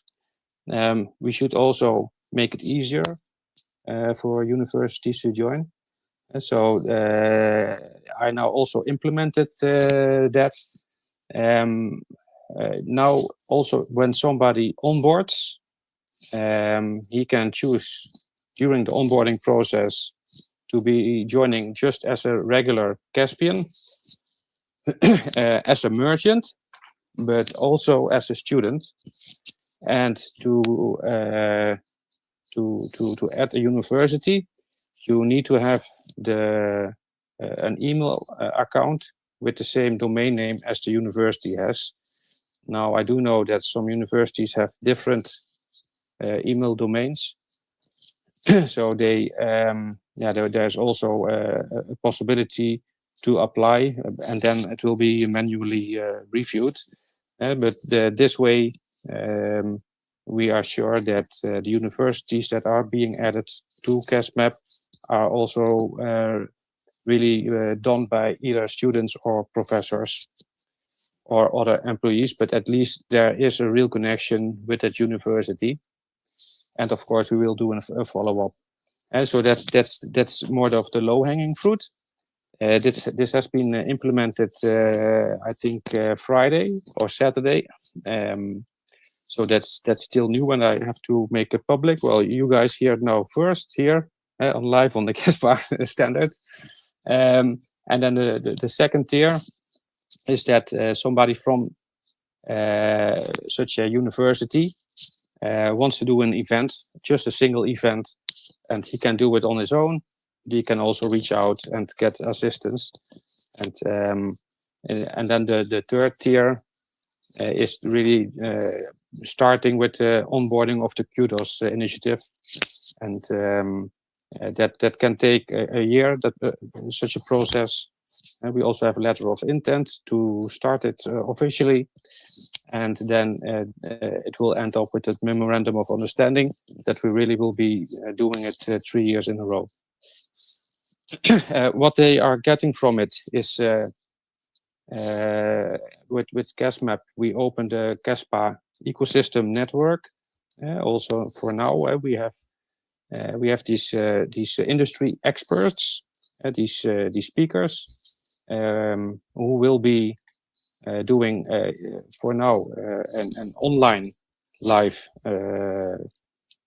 presentation. And yeah, well, I think we have a very nice program put together. It's really educational and not promotional. And that's also the way that we want to approach the universities for several reasons. One is that it needs to be educational because it's, of course, in a university setting. And also to avoid issues, compliance issues for the universities themselves, because they have to be an independent institute. There are also rules depending on the country for that. But I think it's you have to be clear in your proposition, how you position yourself, and yeah, we don't want to come over as a sales mechanism or something like that. We really want to interest the students to see Kaspa as interesting as, for instance, the field of artificial intelligence or robotica, drones. LOTKS is really the new iteration of Web3. And we first have had blockchain for say 15 years and 10 years of smart contracts, but it never delivered on the promise that it held. And I think that is mainly because of the trilemma, and now the trilemma has been solved with this LOTKS technology that is being put forward by Kaspa, which is the first in its of its kind that did so successfully. Yeah, that's especially also with agent to agent and Internet of Things. How do you say it? Decentralized or autonomous communication, autonomous agreements, autonomous payments. Yeah, for that you need a layer, and for that we look towards the position of Kaspa, much like the KII is looking at as a new layer of the internet. And yeah, from that point of view, we can also talk about all the career opportunities that will be there, and every industry expert will be talking from his or her own, not only from his perspective, but they're only gentlemen at this moment, from their particular expertise, and give best practices towards or shares his best practices with the students. So yeah, that's what we are doing tomorrow for the first time. It will also be recorded and it will be live streamed, so people can watch it live and or watch it later in a replay. And if you are interested, yeah, you can go to casmap.org and go to the events, and it is the Kaspa Aditya University Web3 Connect. And we also are calling it Web3. We are talking about Web3. And Kaspa happens to be the cutting edge tech of Web3. So that's why we are talking about Kaspa. So that's the embedding of it. So we are not just having a Kaspa talk there. No, it's more in a broader sense. But of course, for universities, it's the most important thing to be ahead of the curve. So we are also talking about the subjects that is ahead of the curve, being Kaspa. So yeah, that's about tomorrow. And of course, it's the first. And we really will be working after we have evaluated this one to get in contact with other people with whom we are already in contact, and then try to follow up those leads to grind on and get more and more universities until we have reached our goal, which should end in 20 participants of participating universities with at least 5. So that means at least 100 students that will be busy with Kaspa. So that's the vision. Tomorrow it really starts. That's awesome, man. And thank you for, because I DM'd you and you told me that you may or may not be able to. So I'm glad you came on here. Anyone who's been listening to Seb over the last couple of months knows how important the university initiative is for you. So I'm glad you came on to speak about it, so more people can hear and see what you got going on over the next couple of days. I'm excited for you, man. I know like I said, I know how important the university thing is for you. So I'm really excited to see what comes of this, and I'm happy for you, man. Yeah, thank you. Yeah, Seb, thanks for coming on, man. And the passion project is shining through. So it's really cool to see from the initial, hey, this is what needs to be done, and then seeing you take the steps to, and like the day's here. So best of luck with that tomorrow. And I'm gonna be studying. I told you I'm studying for some important licensing things that I'm getting done here. But that's awesome that it's live stream. So I just want to reiterate, it's live stream. So if you guys want to check out the speakers, I went ahead and pinned Seb's tweet, but his tweet here, just to reiterate, they're going to live stream that. So if you want to check it out live, I think it'll be cool. Yeah, the link will be added to the CasMap page. I probably also will be putting it on X. So if you keep the CasMap.org, the CasMap.org X account, if you follow that, and or if you sign up on CasMap.org itself, you will get a notification with the link. Beautiful. No, that's awesome. I'll be tuning in. Yes. Yeah, sure. If I don't catch anything live, I'll be looking forward to the recording. But as you know, you are always supported here. So next time, reach out to us and say, hey, I'm coming on the show Monday to talk about this. Tell us. You're our boss. Yeah.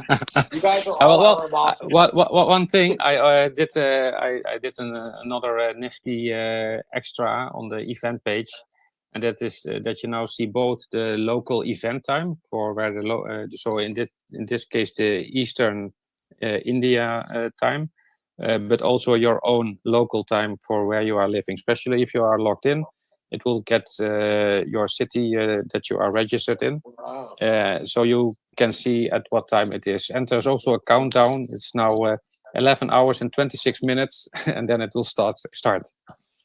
Fantastic. Well, always going above and beyond. That's Seb for you. That's Seb. Fantastic. Yep. Speaking of above and beyond, we're at 3:03. So I think we did it today. We rode the chart of today's show. Woo, did we? There were some peaks and valleys in there, no doubt. But it's always right here. No matter if it's a peak or a valley, it is always right here. And that was my main point I was trying to get across before, is that whether we were talking in a peak earlier today or during the valley, what my main point of any emphasis was, we need to be right here. And we are, and we always get right here. So, Juan, if you got any message to the people before I throw the close out there, and we'll get on with our days. Man, you said it right there. Just live live on we call it the Kaspa standard, but it's just presence, like being presence, take action. We're going to keep showing up, so just keep showing up, ride the waves. It'll all be worth it. I got one thing more. Can that? Yeah. For merchants, if you have a store and you are accepting Kaspa, go and sign up at CasMap.org. Everybody who is joining this month or coming month will get a free premium upgrade. So just so you know, you can you can get that. It's not automated yet, but if you sign up, I check every day, and I manually make sure you get that upgrade. So thank you. Awesome. All right. Well, with that, this was episode 18 of Live on the Kaspa Standard. I want to thank everyone for stopping by the spaces. Absolutely everyone for stopping by the spaces. Join us every single Monday at noon. If we do change it, then you need to follow us at LOTKS.kas for myself, at Glitchin888 for Juan. You can follow the show at liveonthekaspastandard.kas. That's all on X. We're over on YouTube for video, youtube.com/liveonthekaspastandard. We're also streaming live on Vivor. That's vivor.xyz/channel/TWTakesPodcast. And we stream live on the Twitter account as well. Again, that's at liveonthekaspastandard. If you are going to CasMap and you are signing up for premium, use promo code Juan, use promo code Bishop. Either one It just lets them know that the show sent you, or one of our beautiful faces and energies have sent you. In the show description, there's a Kraken link. So if you guys haven't signed up for Kaspa or looking to sign up for any type of crypto, go to our show description, hit the invite to Kraken. It's a trusted, for me, it's the one I use. Actually, I'm not even sure where Juan buys his Kaspa. But he said it was cool that I put it in the description. Oh, it is Kraken? Okay. But he said it was cool I put it in the description. So if you guys sign up for Kraken using my code, we both get whatever promo they're doing at the time. It's usually $75. I think sometimes they do $100. So anyway, do that. If you're looking to send an energy exchange donation to the show, that's LOTKS.kas or liveonthekaspastandard.kas. One more bit. Yes, our good buddy Neo, Better Melts. He's got Dream Melts, Focus Melts, and Glow Melts. One for sleep, one for focus, and one for your hair and skin. Wonderful products. That's getbettermelts.com. Promo code LOTKS for 50% off. Currently, he does not ship to Ireland. We are working on that. Yet.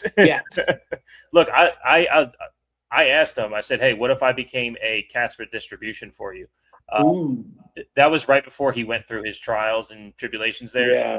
We didn't quite, but I got the room to be Kaspa distribution. We just got the infrastructure. You do. Yeah. So anyway, that's our show for today. Again, like, subscribe, promote, all that stuff. Please help us follow along and promote what we're doing here. We are truly, truly just trying to live on the Kaspa standard. And as Juan says, at the frequency of truth seekers, that's the close of a different show. But what you can do here is operate in truth. And even if we disagree, we will still be here in the frequency of seeking truth. Thank you guys so much. We will see you next Monday. Let's go. Me fui. See ya.